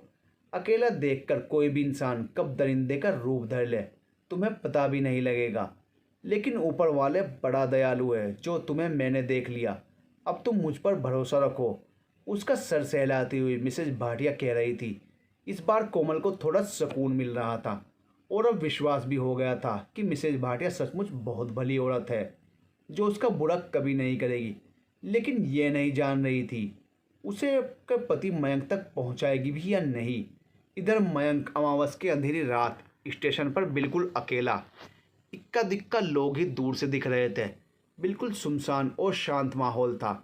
इधर उधर झांकने के बाद उसे एक रोशनी की किरण दिखती है। वह उठकर पागलों की तरह उधर ही दौड़ने लगता है जो स्टेशन मास्टर का कमरा था। पूछताछ करने के बाद पता चलता है कि ट्रेन अपने समय से ऑलरेडी काफ़ी लेट चल रही थी और अब ट्रेन का किसी अगले स्टेशन पर रुकना पॉसिबल नहीं था। लगभग 6 घंटे के बाद मुंबई रेलवे स्टेशन पर पहुंच जाएगी। इतना सुनते ही मयंक और भी मायूस हो जाता है। ऐसा लग रहा था मानो उसके हाथ से कोई कीमती वस्तु छूट चुकी है जिसे अब अपना पाना बहुत ही मुश्किल हो चुका था। एक बात तो क्लियर हो चुकी थी कि कोमल रास्ते में किसी भी अगले स्टेशन पर नहीं रुकेगी। फिर भी उसने कोशिश करके बहुत रिक्वेस्ट करते हुए स्टेशन मास्टर से फ़ोन करने को कहा।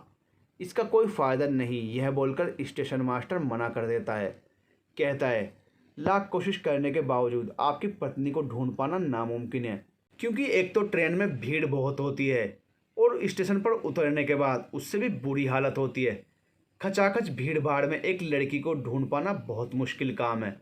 मुश्किल ही नहीं, नामुमकिन होगी। हाथ जोड़कर मयंक दोबारा रिक्वेस्ट करता है, प्लीज़ सर, आप मेरी एक बार बात करवाने की तो कोशिश करो, शायद कुछ बात बन जाए। लेकिन कोई फ़ायदा नहीं हुआ, बात नहीं बन पाई। उधर मिसेस भाटिया स्टेशन पर उतरकर कोमल को लेकर इधर उधर भाग रही थी। स्टेशन मास्टर को ढूंढने की कोशिश कर रही थी। लगातार इधर उधर पूछताछ करने की कोशिश किए जा रही थी।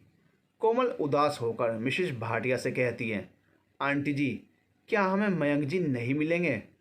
स्टेशन पर इतनी भीड़ भाड़ है, कुछ समझ नहीं आ रहा है। एक काम करते हैं बेटा, क्यों ना हम पहले अपना काम कर लें, जिस काम से मैं यहाँ आई हूँ। लेट हो जाएगा तो सब कुछ बर्बाद हो जाएगा। उधर से फ्री होती हूँ, उसके बाद आकर पता कर लेंगे। वैसे मिसेस भाटिया भी कुछ ज़्यादा पढ़ी लिखी नहीं थी, वरना थोड़ी कोशिश करती तो शायद सब कुछ पता चल जाता, यहाँ तक कि मयंक में मिल जाता। कोमल चुपचाप मिसेस भाटिया से चिपकी हुई थी। उसे कुछ समझ नहीं आ रहा था। एक तो इतनी भीड़ भाड़ वाली जगह, ऊपर से इतना बड़ा शहर वह पहली बार देख रही थी, इसलिए कोमल वहाँ अकेले रहना उचित नहीं समझती और मिसेस भाटिया के साथ चली जाती है। मिसेस भाटिया अपने किसी क्लोज फ्रेंड की बेटी की शादी में शामिल होने आई थी, जहां पहुंचकर फंक्शन में इतना बिजी हो जाती है कि चाहते हुए भी दोबारा स्टेशन नहीं जा पाती कोमल को लेकर। ऊपर से थोड़ी देर के बाद ही एक हादसा हो जाता है। अचानक उसके घर से कॉल आ जाता है कि उसके पति की अचानक तबीयत बिगड़ने के बाद मृत्यु हो गई है। पति की मृत्यु सुनकर मिसेस भाटिया बौखला जाती है। उसके ऊपर गमों का पहाड़ टूट पड़ता है। अपनी सुध बुध सब कुछ खो बैठती है। इस स्थिति में कोमल को उसके पति तक पहुंचाने का सारा वादा धरा का धरा रह जाता है। वैसे तो मिसेस भाटिया कोमल को एहसास तक नहीं होने देती अपनी तकलीफ़ का, लेकिन वह अंदर ही अंदर और भी ज़्यादा तकलीफ़ में चली जाती है। कोमल को देखकर वही कोमल खुद को उनके लिए बोझ समझने लगती है। शादी का फंक्शन छोड़कर मिसेस भाटिया रोती हुई वापस दिल्ली अपने घर पहुंच जाती है। कोमल भी उनके साथ ही चिपके रहती है, एक अनजान बोझ की तरह। घर पहुंचते मिसेस भाटिया की हालत बिगड़ जाती है। वहां उनकी बेटी उन्हें संभालती है। उनकी 2 बेटियां थी, दोनों बहुत अच्छी इंसान थी। उन दोनों को भी कोमल से बहुत हमदर्दी हो जाती है और अच्छी खासी फ्रेंडशिप भी हुई। इधर सुनसान अंधेरी रात में मयंक सोनिया के साथ एक ट्रेन पकड़कर उस पर सवार हो जाता है। आंखों में नींद नहीं थी। रह रहकर खिड़की से बाहर दूर दूर झांक रहा था। कुछ नहीं दिख रहा था। इक्का दुक्का लोग चहलकदमी कर रहे थे। वहीं बगल की बर्थ पर सोई हुई सोनिया, जिसकी अभी अभी अचानक ट्रेन के झटकर से रुकने के बाद आंख खुल गई थी। यह अचानक क्या हुआ जो ट्रेन झटके के साथ रुक गई? कोई जवाब देता उसके पहले पूरे ट्रेन में उथल पुथल मच जाती है। सब लोग एक दूसरे से कानाफूसी करने लग जाते हैं। किसी लुटेरों ने ट्रेन को रुकवा दी थी। देखते ही देखते हट्टे कट्टे नौजवान लड़के बोगी में घुस जाते हैं। सोनिया की सीट से मयंक की सीट थोड़ी दूरी पर थी। मयंक हालात को देखते हुए अपने हाथ में महंगी ब्रेसलेट और चेन को खोलकर साइड बैग में डाल लेता है। उन लड़कों के हाथ में चाकू थे उनमें से एक चिल्लाता हुआ कहता है, खबरदार, जो कोई अपनी जगह से ज़रा सा भी हिला तो उसे मैं जान से मार दूंगा। जितने भी लोग ट्रेन की बोगी में बैठे हुए थे सब लोग डर सहम जाते हैं। चाकू और पिस्तौल देखकर सब लोगों के पसीने छूट रहे थे। चलता हुआ लुटेरा आगे बढ़ता जा रहा था। अचानक उसके कदम ठिठक कर रुक जाते हैं। जब उसकी नज़र सोनिया पर पड़ती है, उस लुटेरे की आंखों में एक चमक आ जाती है। उसे देखते ही उसकी ओर बढ़ने लगता है और आगे बढ़कर कहता है, ओए हसीन खूबसूरत लड़की, तुम्हें कहाँ जाना है? वैसे तुम कहो तो मैं तुम्हें लेकर अपने साथ चलूँगा, तुम्हारी मंजिल तक पहुँचा दूँगा। लफंगे की तरह उससे बातें करने लगता है। उन गुंडों को देखकर सोनिया बहुत डर जाती है। अपनी आंखें नीचे करके चुपचाप स्टैचू बनकर बैठ जाती है। एक गुंडे दूसरे से बातें करने लगते हैं। उनकी आंखों में सोनिया के लिए गंदगी साफ साफ झलक रही थी। अपना हाथ आगे बढ़ाते हुए सोनिया का हाथ पकड़ लेता है और कहता है, अरे वाह, इतनी खूबसूरत लड़की मैंने पहले कभी नहीं देखी। वैसे तुम जा कहाँ रही हो? तुम कहो तो मैं तुम्हें वहाँ छोड़ दूंगा। ठहाके मारकर हंसता हुआ एक गुंडा कहता है। सोनिया चिल्लाना शुरू करती है, भाई मुझे बचा लो प्लीज़ भाई। इतना सुनते ही वहाँ खड़े गुंडे हंसने लगते हैं। कहते हैं, कोई भाई यहाँ बचाने नहीं आने वाला है, तुम्हें बेकार में समय बर्बाद कर रही हो। तभी अचानक तेजी से बढ़ता हुआ मयंक सोनिया की तरफ आता है, लेकिन कुछ कदम आगे बढ़ते ही उसे झटके से रोक दिया जाता है। गन पॉइंट दिखाकर गन सीधा मयंक के सर पर रख दिया जाता है। समय परिंदे की तरह फड़फड़ा रहा था। जिंदगी और मौत के बीच फासले बहुत कम नजर आ रहे थे। एक जगह मयंक चौंक कर रुक जाता है। ट्रेन में बैठे सारे लोग अपनी अपनी जगह पर दुबक जाते हैं। उधर से जोरदार आवाज़ गूंजती है। किसी ने भी चालाकी दिखाने की कोशिश की तो आज उसकी खैर नहीं। एक पिस्तौल मयंक के सर पर लगाया हुआ था। दूसरे हाथ से सोनिया का हाथ पकड़कर अपनी ओर खींचने लगता है। एक खूबसूरत लड़की, जल्दी उठो वरना तुम्हारा भाई मारा जाएगा। बहुत खतरनाक और भयानक माहौल पैदा हो जाता है, जिसे देखकर वहाँ बैठे सारे लोग थर थर काँपने लगते हैं। वहीं सोनिया की हालत और भी बुरी हो जाती है। ऐसा लग रहा था मानो उसे कोई मौत के कुएं में धकेल रहा हो। सोनिया धीरे से अपने आप को बचाते हुए कहती है, प्लीज़ भैया मुझे छोड़ दो, मैं तुम्हारे आगे हाथ जोड़ती हूँ। सोनिया की बातें सुनकर वहाँ खड़े गुंडे और भी ज़ोर से चिल्लाने लगते हैं। भयानक रूप धर लेते हैं। ओए लड़की, तुम्हें सुनाई नहीं दे रहा है मैंने क्या कहा? तभी अचानक ट्रेन झटके से स्टार्ट हो जाती है। इसी वक्त गुंडे का पैर फिसल जाता है, जिससे मयंक को मौका मिल जाता है उन गुंडों से लड़ने का। वह फुर्ती से आगे बढ़ता हुआ उन गुंडों के हाथ से पिस्तौल ले लेता है और उसके सर पर रखता हुआ उसे बाहर निकलने का इशारा करने लगता है। वहाँ खड़े सारे गुंडे इस नज़ारे को देखकर डर जाते हैं। अब वहाँ बैठी सारी सवारियों में हिम्मत आ जाती है। सब लोग उठकर एक साथ गुंडों का सामना करने लगते हैं। तभी अचानक ट्रेन भी अपनी स्पीड पकड़ना शुरू कर देती है, जिसे देखकर सोनिया चैन की सांस लेती है और वहाँ खड़े गुंडे डर के मारे बाहर दरवाजे की ओर भागकर निकलने की कोशिश करने लगते हैं।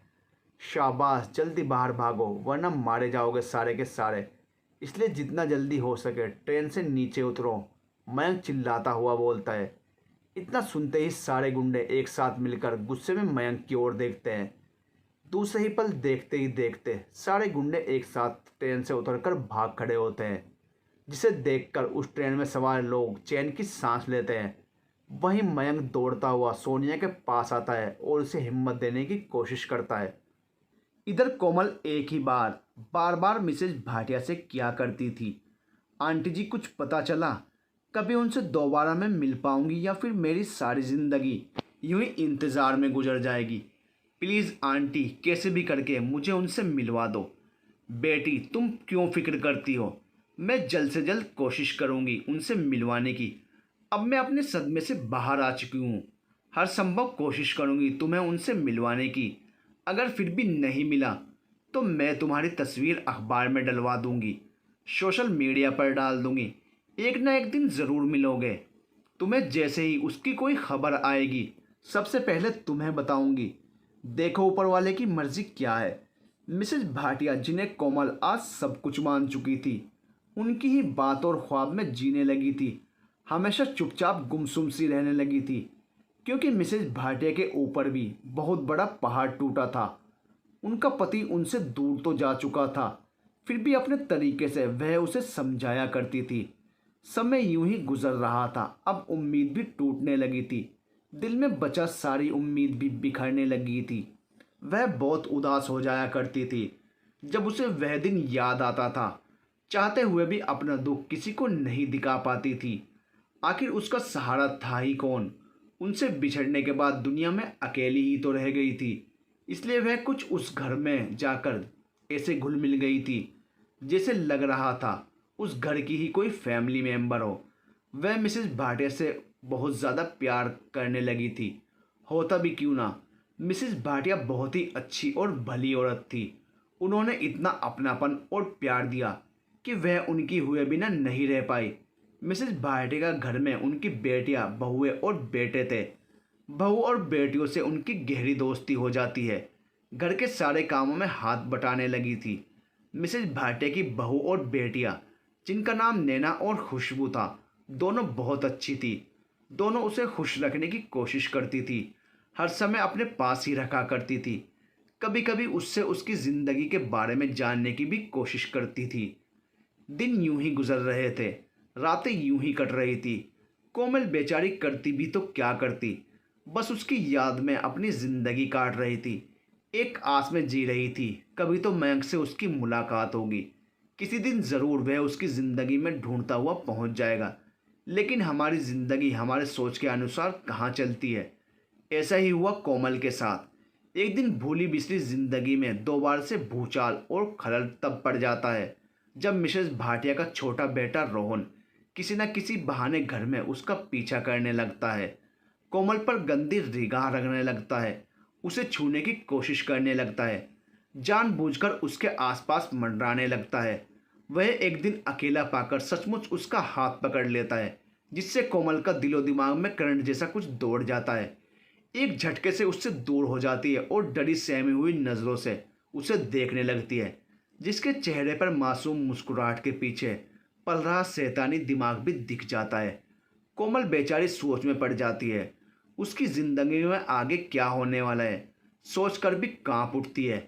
आए दिन रोहन उसके आगे पीछे डोलता रहता है। जब उसे अकेले में मौका मिलता, कोमल को अपने आगोश में भरने की कोशिश करता, उससे बात करने की कोशिश करता, उसका फ़ायदा उठाने की कोशिश करता। यह सब देखकर कोमल गुमसुम सी रहने लगी। जल्द से जल्द अपना सारा काम ख़त्म करके अधिकांश समय अपने कमरे में गुजारने लग जाती है। अब नैना और खुशबू से भी वह दूरी बनाने लगी थी। उसके अंदर अचानक आए यह बदलाव को कोई नहीं समझ पा रहा था। सबको लग रहा था शायद कोमल अपनी पिछली ज़िंदगी से परेशान होगी, इसलिए यह सब कर रही है। सच्चाई जानने की कोशिश कोई नहीं करता और ना कोमल किसी को बताने की कोशिश करती है। यहाँ तक कि मिसेज भाटिया से भी रोहन की शिकायत नहीं करती। कोमल की ज़िंदगी सही मायनों में अब उसे परेशान करने लगी थी। अपनी ज़िंदगी से खुद परेशान और हैरान होने लगी थी। अब तक तो उसे अपने पति से बिछड़ने का गम खाया जा रहा था, लेकिन अब बात कुछ और थी। बात उसकी इज्जत की थी। आज उसे सही मायने में समझ आ रहा था एक औरत की ज़िंदगी कितनी बुरी हो जाती है जब वह औरत अकेली पड़ जाती है, जब उसके सर से छत छिन जाती है, तब उसके ऊपर दुनिया वालों की बुरी नज़र पड़ने लगती है। यही हाल आज कोमल का था। हर वक्त परेशान रहने लगी। जब भी वह अकेली होती, इधर उधर देखने लगती, न जाने कब कौन आकर उसकी इज्जत पर हाथ डाल दे, और चाहकर भी वह कुछ नहीं कर पाएगी। धीरे धीरे हर दिन बढ़ता गया। दिन पे दिन और भी ज़्यादा चुपचाप रहने लगी। उसका व्यवहार बदलता जा रहा था। मिसेज भाटिया का बेटा उनके लिए तो बहुत अच्छा था। एक अच्छा बेटा, एक अच्छा भाई, एक अच्छा देवर। लेकिन कोमल के लिए सिर्फ और सिर्फ एक मर्द था, अनजान इंसान था, जिसकी नीयत भी अब ख़राब होने लगी थी। कोमल को देखकर उसके लिए उसकी इज्जत पर हाथ डालना बहुत आसान हो गया था, क्योंकि कोमल उसके घर में ही रह रही थी, जिस घर में उसका कोई नाता रिश्ता नहीं था, उसका अपना सगा कोई नहीं था। भगवान न करे कोमल के साथ यदि कुछ उल्टा सीधा हो जाता, तो कोई भी कोमल का साथ देने के लिए तैयार नहीं होता। कौन यकीन करता उसकी बातों पर। रोहन की माँ, बहन या भाभी, सब तो उनकी अपनी थी। बस कोमल ही अनजान थी, जिससे कोई रिश्ता किसी का नहीं था। जब रोहन किसी काम से बाहर रहता या फिर अपने ऑफिस में रहता, तब तक ही कोमल चैन से घर में रहती थी। उसके आने के बाद वह बहुत चौकन्ना हो जाती थी। सही मायने में कोमल की जिंदगी अब बहुत ज़्यादा अस्त व्यस्त हो चुकी थी। पहले तो उसे सिर्फ अपने परिवार और पति से खो जाने का गम था, लेकिन अब बात उसकी इज्जत पर आ गई थी, उसके स्वाभिमान की थी। तो वह शांत कैसे रहती, दिन रात परेशान रहने लगी। आते जाते लोगों पर ध्यान रखा करती। दिन ब दिन उसकी हालत बिगड़ती जा रही थी। बिल्कुल खामोश और चुपचाप रहने लगी थी। व्यवहार में बहुत बदलाव आ रहा था। एक पल भी उसे चैन नहीं मिल रहा था। रोहन ने उसके दिल में डर पैदा कर दिया था। सुबह होने के बाद ही, सबके जाग जाने के बाद कमरे से निकलती और शाम होते ही सबसे पहले अपने कमरे में चली जाती। अब तो खाना भी बंद कर दिया। खाने के लिए जब रोहन किसी कारणवश घर रहता, तब कोमल और भी परेशान रहा करती थी। आखिर कोई औरत किसी मर्द की लालसा भरी नज़रों से कब तक बची रह सकती है। हर समय मिसेस भाटिया का बेटा कोमल पर नज़र बनाए रखता था, इस इंतज़ार में कभी ना कभी मौका उसके हाथ लगेगा। यह सब सोच सोच कर कोमल का दिमाग काम करना बंद कर देता है। दिन का चैन और रातों की नींद उड़ गई थी और लग रहा था इस घर से भागकर कहीं दूर चली जाए। लेकिन एक गांव की कम पढ़ी लिखी लड़की आखिर भागकर जाती तो कहाँ जाती, सोच में पड़ जाती है। किस्मत ने भी अजीब खेल खेल रखा था कोमल के साथ। अब तो वह हर हाल में रोहन की नज़रों से और उससे बचने की कोशिश में लगी रहती। रात को भी अच्छे से सो नहीं पाती थी। कभी कभी तो उठकर बैठ जाती और मयंक को याद करके खूब रोया करती थी। इतना रोती थी कि आंखें और चेहरा भी सूज जाता था। हर रोज भगवान से एक ही प्रार्थना किया करती, किसी भी हालत में उसे उसका मयंक मिल जाए और दूसरी ओर उसकी इज्जत पर कोई आंच ना आए। एक जवान औरत के लिए उसकी इज्जत से बढ़कर उसके लिए और कुछ भी नहीं होता। एक छोटा सा दाग भी लग जाने के बाद औरतों की जिंदगी वैसे ही बदनाम हो जाया करती है। लोग ये नहीं देखते दोष किसका है। इज्जत जाने का मतलब लोग औरत को गिरी हुई नज़रों से देखने लगते हैं, जबकि जो औरत की इस हालत का जिम्मेदार होता है उसे कोई कुछ नहीं कहता, ना ही उस पर कोई उंगली उठाने की कोशिश करता है, क्योंकि दुनिया वाले एक औरत को समझने की कोशिश नहीं करते। जब उसकी इज्जत चली जाती है, तरह तरह के सवाल कोमल के मन में उठ रहे थे। काश मेरा पति मयंक इस समय मेरे साथ होता है, तब मैं कितनी सुरक्षित और शांति महसूस करती। इसी सोच में सारा समय गुजर जाया करता। इधर सोनिया को उन गुंडों से बचाने के बाद लोग आगे बढ़कर मयंक की तारीफ करने लगते हैं। ट्रेन में सवार सारे लोग चैन की सांस लेते हैं। जब मयंक सोनिया के करीब आता है तो उसकी आंखों में मयंक के लिए इज्जत और प्यार के आंसू छलक उठते हैं। दोनों हाथ जोड़कर सोनिया मयंक का शुक्रिया अदा करती है, जिसे देखकर मयंक उसे गले से लगा लेता है और कहता है, प्लीज़ सोनिया, इसकी कोई ज़रूरत नहीं। वैसे भी मैंने तुम्हें अपनी बहन माना है और एक भाई होने के नाते मुझे जो करना चाहिए था मैंने वही किया। अपनी बहन की इज्जत और लाज बचाना एक भाई का कर्तव्य होता है। उसके लिए तुम्हें हमारा एहसान मानने की ज़रूरत नहीं। इतना बोलकर उसे आराम से उसकी सीट पर बिठा देता है और मन ही मन अपनी पत्नी कोमल के लिए भी प्रार्थना करता है, ऊपर वाले से, हे प्रभु, मेरी कोमल जहाँ भी हो, जिस हालत में हो, जैसी भी हो, उसकी इज्जत की रक्षा आपके हाथ में है। आप ही उसके सब कुछ हैं। कोमल के ऊपर कोई आंच मत आने देना भगवान। इतना बोलकर दोनों हाथ जोड़ते हुए ऊपर देखने लगता है। ट्रेन अपनी रफ्तार पकड़ लेती है और तेज़ी से पटरी पर आगे भागने लगती है। आज का दिन भी जाने कैसा दिन था। रोहन ऑफिस चला गया था। मिसेज भाटिया की बहू और बेटी दोनों की तबीयत खराब लग रही थी। दोनों अपने कमरे में सोई थी। यह सब देखकर मिसेज भाटिया का दिल बैठा जा रहा था। आज पूरा घर सुनसान दिखाई दे रहा था। ना जाने क्यों, कोई बात है। आज कोमल का भी किसी काम में मन नहीं लग रहा था, जबकि मिसेज भाटिया किसी काम से कोमल को कितनी बार आवाज़ लगा चुकी थी, लेकिन कोमल का ध्यान कहीं और था। उसके कान तक आवाज़ नहीं पहुंच रही थी। वैसे भी कोमल आजकल बहुत ज़्यादा खोई खोई और बुझी सी रहने लगी थी। ना जाने क्यों आज कोमल का किसी काम में मन नहीं लग रहा था। कई बार उसे सबने टोका, लेकिन वह अपने आप में खोई खोई सी थी। कोई भी काम उससे अच्छे से नहीं हो रहा था। वैसे भी कोमल का सारा समय परेशानियों में ही गुजर रहा था। एक नई परेशानी जो अभी अभी उसकी ज़िंदगी में आई थी, अपनी खुद की इज्जत की रक्षा करना, अपने आप को बचाए रखना, बस इतना ही ध्यान उसे था। उसके अलावा से कुछ समझ नहीं आ रहा था। आज भी सुबह उठकर उदास मन से सारा काम करती है। अभी रसोई में कुछ काम कर ही रही थी कि अचानक दरवाजे पर कोई आकर जोर जोर से आवाज़ देने लगता है। कोई रिश्तेदार दौड़ता हांफता हुआ मिसेज भाटिया को बुलाने आया था। जल्दी चलिए आंटी जी, आपको मम्मी ने बुलाया है। क्या बात है बेटा, हुआ क्या? इतना तो बताओ। आंटी जी, अभी आप जल्द से जल्द मेरे साथ चलें। इतना सुनते ही मिसेज भाटिया तेजी से भागती हुई उसके पीछे चल देती हैं। हे प्रभु, सब अच्छा करना। पता नहीं आज क्यों सुबह से दिल बहुत घबरा रहा था। वहीं कोमल उनके जाने के बाद बहुत देर तक गुमसुम एक जगह पर बैठी रह गई। तभी अचानक दरवाजे का डोरबेल कोई बजाता है, जिसे सुनकर कोमल बहुत घबरा जाती है। वह दरवाज़ा खोलना छोड़ सीधा अपने कमरे में दौड़ती हुई पहुंच जाती है। सब पूछते रह गए, बात क्या है? कोमल इतना घबरा क्यों रही है? कौन है जिससे इतना डरती है? क्या इस घर में उसे किसी का भय है जिसे वह महसूस कर रही है? सबके दिलो दिमाग में बहुत सारे सवाल थे, लेकिन उसका कोई जवाब नहीं था। इधर कोमल डरती हुई दरवाजे को बंद करने जाती है। गलती से दरवाज़ा खुला रह जाता है और भागती हुई वॉशरूम में चली जाती है। कुछ ही समय गुजरा था कि किसी के आने की आहट उसके कानों में आती है। कोई धीरे से दरवाज़ा खोलकर अंदर आता है। फिर बिल्कुल खामोशी छा जाती है। कौन हो सकता है इस समय इस तरह चुपचाप कमरे में आकर कुछ बोल नहीं रहा? सोचती हुई वह वॉशरूम से बाहर आती है।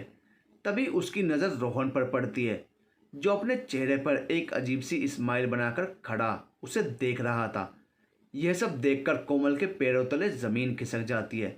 बहुत घबरा जाती है, ना जाने आज उसके साथ क्या हो जाता। तभी अचानक बाहर निकलते हुए रोहन को उसकी बहन नैना देख लेती है। उसे इस तरह कोमल के कमरे से बाहर निकलता देखकर दिल घबरा जाता है। कुछ कुछ समझ आ रहा था, हो ना हो कोमल के डर के पीछे मेरे भाई का ही हाथ है। जब रोहन ने नैना की नज़र मिली, तब रोहन अपनी आंखें फेर लेता है और डर उसके चेहरे पर साफ साफ नज़र आ रहा था। तभी आगे बढ़कर अपनी बहन को चिढ़ाने लगा, डर गए ना सब लोग? मैं अचानक बिना बताए घर पहुंच गया। उसकी बहन नैना को कुछ समझ नहीं आ रहा था। वह चुपचाप अपने भाई को देख रही थी, उससे कुछ पूछने की हिम्मत नहीं कर रही थी। आखिर आज रोहन को क्या हो गया? ऐसी हरकतें क्यों कर रहा है? ऐसा पहले उन्होंने कभी नहीं किया था। उसी समय मिसेज भाटिया दौड़ती भागती अपने घर पहुंचती हैं और उदास मन से अपनी बेटी को बोलती हैं, बहुत बुरा हुआ बुआ जी के साथ। उनकी बेटी जो कुछ दिन पहले अपनी मौसी माँ के घर घूमने गई थी, अचानक गायब हो गई। ना जाने कहाँ खो गई। हे भगवान, उस लड़की की रक्षा करना। इतना बड़ा मुंबई शहर में ना जाने वह लड़की कहाँ होगी, किस हालत में होगी। कहती हुई मिसेज भाटिया उदास होकर सोफे पर बैठ जाती हैं। दिन यूं ही गुजर रहा था, हर एक नई आस के साथ ही कि हो ना हो एक दिन वह अपने घर ज़रूर चली जाएगी।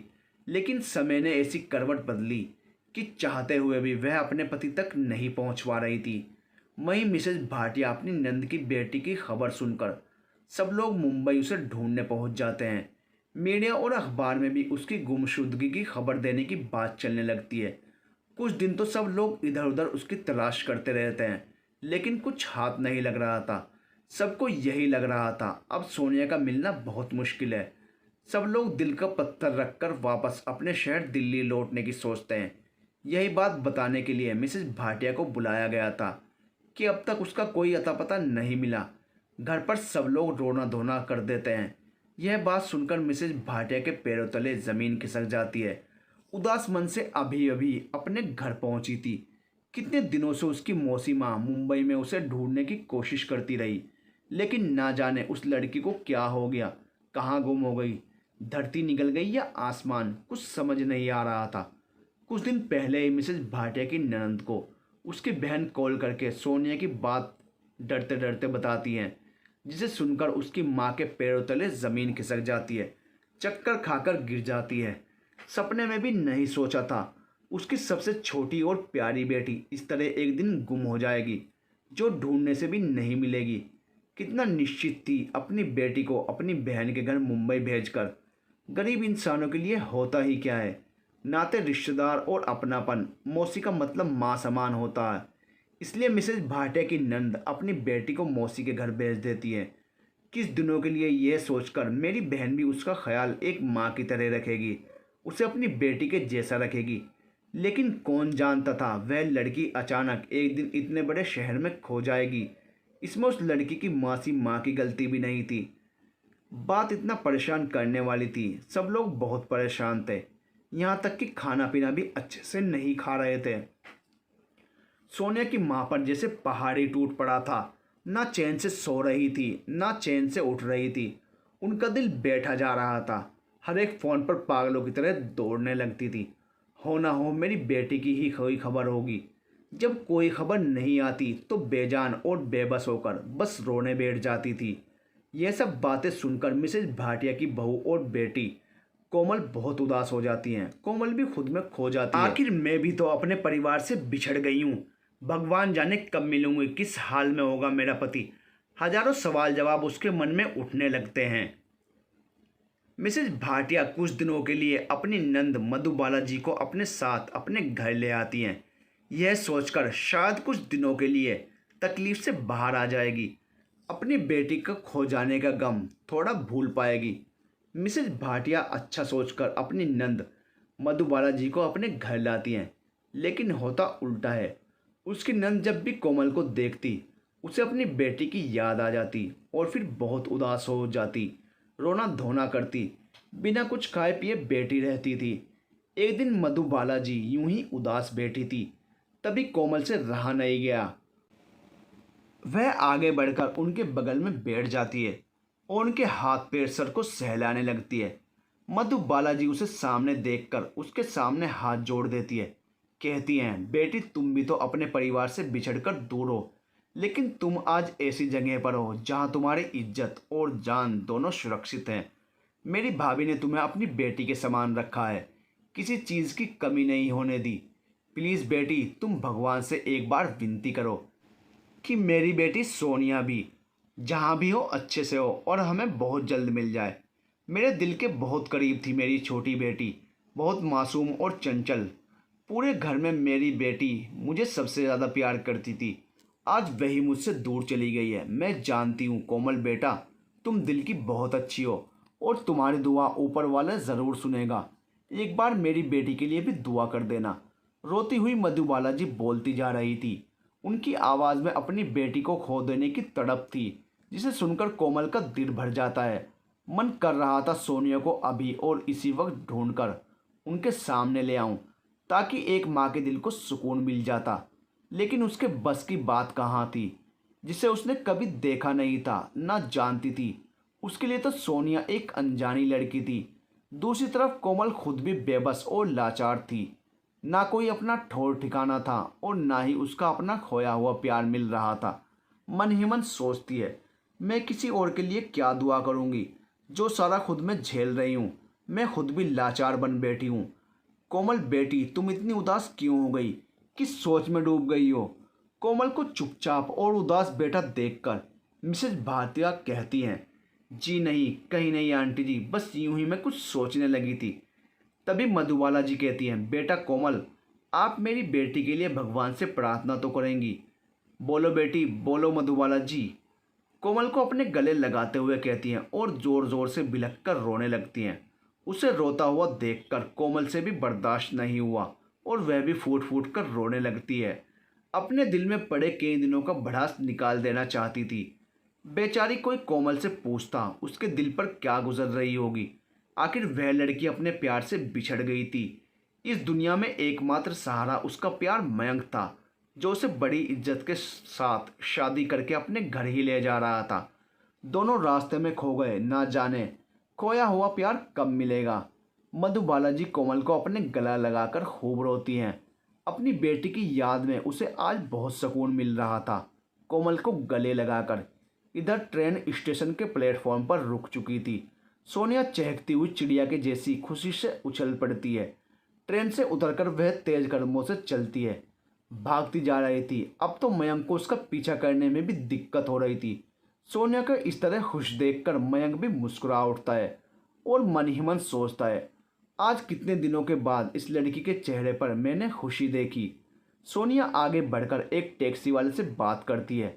उसे समझ नहीं आता, फिर दूसरे के पास जाती है। मयंक पीछे से चिल्लाता जा रहा था, अरे सोनिया रुक जाओ, कहाँ भागी जा रही हो? मयंक भाई देखो ना, टैक्सी वाले भैया कितना ज़्यादा पैसे की डिमांड कर रहे हैं। कोई बात नहीं सोनिया, जितने पैसे बोलते हैं मैं दे दूंगा, चलो बैठ जाओ। सोनिया इत्मीनान से टैक्सी में बैठ जाती है। जैसा कि सोनिया ने अपना पता बताया था, उसी जगह पर टैक्सी रुकती है। जैसे ही टैक्सी से उतरकर अपने घर की ओर जाती है, तभी बाहर से देखती है घर में तो कोई नहीं है, बड़ा सा ताला लटका हुआ था। सोनिया बहुत मायूस हो जाती है, पता नहीं सारे घर वाले एक साथ कहाँ चले गए हैं। मयंक दरवाजे पर ताला देखकर सब कुछ समझ जाता है, फिर सोनिया का चेहरा देखता है। दरवाजे पर ताला होने के बावजूद सोनिया काफ़ी रिलैक्स थी। ऐसा लग रहा था वह अब सुरक्षित स्थान पर पहुंच चुकी है, अब उसका कोई बाल भी बांका नहीं कर सकता। मयंक भैया कोई बात नहीं, चलो ना, थोड़ी दूर पर मेरी मामी जी का घर है, चलो उनसे जाकर पता करते हैं माँ के बारे में। वैसे भी मेरे गायब होने से मेरे घर वाले बहुत परेशान होंगे, मेरा भाई पापा और माँ सब लोग मुझे ढूंढने में लगे होंगे, मेरी मामी जी भी बहुत परेशान होंगी। सोनिया बात करती हुई आगे बढ़ती जा रही थी अपनी मामी जी के घर। इधर जो लड़की घर में बहुत सुरक्षित और सुकून महसूस करती थी, वह सोच भी नहीं सकती थी कि एक दिन उसकी हालत उस घर में भीगी बिल्ली जैसी हो जाएगी। एक एक कदम फूंक फूंक कर रखने होंगे, भटकती आत्मा की तरह इधर को उधर भागना पड़ेगा। कई बार मिसेस भाटिया ने कोमल से बात करने की कोशिश की थी, उससे सारी सच्चाई जानने की कोशिश की थी। आखिर परेशानी क्या है कोमल को इस घर में? कोई तो डर है उसके मन में, फिर बताती क्यों नहीं? पूछने के बाद भी कुछ नहीं बोलती और ना ही बोलना चाहती, बस चुपचाप उसे निहारती रह जाती हैं। उसकी ज़िंदगी में एक नई परेशानी खड़ी हो चुकी थी। वह मिसेज भाटिया और मधुबाला जी दोनों साथ साथ मुंबई जाने की तैयारी में लग जाती है, क्योंकि अब तक सोनिया का कोई अता पता नहीं था। वहीं मधुबाला जी की तबीयत दिन ब दिन बिगड़ती ही जा रही थी। जब कोमल सुनती है यह सारी बातें तो उसका दिल करता है आगे बढ़कर मिसेज भाटिया को रोक लें, उन्हें मुंबई ना जाने दें, लेकिन मामला इतना गंभीर था कि चाहते हुए भी वे रोक नहीं पाती। वह लाचार और मायूस होकर उनका सामान पैक करने में उनका हाथ बटाने लगती है। अब घर में सिर्फ भाभी नैना और मिसेज भाटिया की बेटी खुशबू ही बच गई थी। लेकिन परेशानी की बात यह भी थी कि भाभी जी कल सुबह सुबह अपने मायके जाने वाली थी। अब सिर्फ घर में कोमल और मिसेज भाटिया की बेटी खुशबू बच गई थी। अब कोमल के लिए मुश्किल और भी बढ़ने वाली थी। उसका डर और भी बढ़ जाता है, न जाने अब उसके साथ क्या होने वाला है। सोच सोचकर वह घबरा जाती है। रोहन अब उसके साथ कैसा सलूक करने वाला है, कहीं अकेलेपन का फ़ायदा ना उठाने लग जाए। अब तो उसे खुला खेलने का मौका मिल जाएगा। काफ़ी रात बीत जाती है सोच विचार करने में। भगवान का नाम लेते लेते कोमल सो तो जाती है, लेकिन सुबह बहुत देर तक उसकी नींद खुलती है। तब तक भाभी जा चुकी थी। भैया के साथ उठते ही सबसे पहले उसके कमरे में जाकर देखती है। सचमुच भाभी और भैया जा चुके थे। उसके बाद रसोई घर में जाती है, जहाँ मिसेज भाटिया की बेटी खुशबू चाय बनाने में व्यस्त थी। सब लोग नाश्ता करके अपने अपने काम में निकल चुके थे। कोमल का मतलब रोहन भी था। शायद रोहन ऑफिस जा चुका था। रोहन को घर में ना देखकर कोमल चैन की सांस लेती है और खुशबू के द्वारा बनाए गए नाश्ते को अनमने मन से थोड़ा सा खा लेती है। खुशबू कहती है, कोमल तुम इतनी घबराई और डरी हुई क्यों लग रही हो? तुमने तो नाश्ता भी अच्छे से नहीं किया। क्या बात है मुझे बताओ। कोमल कहती है, कोई बात नहीं, मैं अच्छी भली तो हूँ, तुम मेरी टेंशन मत करो। थोड़ी देर के बाद खुशबू काम से बाहर जाने लगती है। कोमल से कहती है, कोमल तुम घर का ख्याल रखना, मैं थोड़ी देर में सामान वगैरह लेकर आती हूँ। अपना ख्याल रखना और दरवाज़ा मत खोलना किसी अनजान इंसान के लिए, अच्छे से बंद कर लेना। इतना सुनते ही कोमल घबरा जाती है। खुशबू तुम्हें क्या काम आ गया जो यूं अचानक जा रही हो? वैसे कब तक आ जाओगी? उसे घबराता हुआ देखकर खुशबू कहती है, तुम इतना क्यों डर रही हो? वैसे भी अभी इस घर में कोई नहीं है, तुम आराम से रह सकती हो। और रही रोहन भैया की बात, तो वह भी लेट नाइट ऑफिस से आएगा। निश्चिंत होकर दरवाज़ा बंद कर लो। कोमल पीछे से खुशबू को जाते हुए देखती रह जाती है, लेकिन कुछ बोल नहीं पाती। डर के मारे दरवाज़ा बंद कर लेती है। अब तो पूरा घर उसे काटने को दौड़ रहा था। उसे कुछ समझ नहीं आ रहा था समय कैसे काटे। बहुत घबराहट हो रही थी। एक एक पल गुजारना उसके लिए बहुत मुश्किल हो रहा था। आज उसका दिल बहुत अकेला महसूस कर रहा था। तभी अचानक कोई डोरबेल बजाता है। डोरबेल की आवाज़ सुनकर कोमल बहुत घबरा जाती है। डरती हुई धीरे धीरे आगे बढ़ती है। झटके से दरवाज़ा खोल देती है। दरवाज़ा खोलते ही सामने देखकर उसका दिल दहल जाता है। हे भगवान, आज यह इंसान इस समय यहाँ क्या करने आया है? कितनी गंदी नज़र से मुझे देख रहा है। कोमल का दिल चाह रहा था घर से भागकर कहीं और चली जाए, या फिर उसे दरवाजे पर छोड़कर ही गेट अंदर से बंद कर ले, लेकिन तब तक वह अंदर आ चुका था। कोमल खड़ी बस उसे देखती रह गई। एक झटके से रोहन दरवाजे को अंदर से बंद कर देता है। ए लड़की, तुम्हें क्या हुआ? कोमल को देखता हुआ कहता है और पूछता है, क्या तुम घर में अकेली हो? कोई नहीं दिख रहा घर में। कोमल उसका इरादा समझ गई थी, इसलिए उससे दूर होती हुई अपने कमरे की ओर भागने की कोशिश करती है। दौड़कर अपने कमरे में घुस जाती है और दरवाज़ा अंदर से बंद करने जा ही रही थी कि रोहन फुर्ती से दौड़ता हुआ आकर उसका दरवाज़ा खोल देता है। दरवाज़ा खोलकर उसके कमरे में चला जाता है। यह देखकर कोमल का दिल जोरों को धड़कता है। डर के मारे पसीने से तरबतर हो जाती है। देखो रोहन, आप आगे मत आना, वरना मैं बहुत हल्ला मचा दूंगी। इतना सुनते ही रोहन गुस्से से आग बबूला हो जाता है और कहता है, तुम्हें बहुत हल्ला करने का शौक है तो मैं भी हल्ला करवाता हूँ। करो जितना हल्ला करना है, मैं भी देखता हूँ तुम्हारी आवाज़ कौन सुनता है।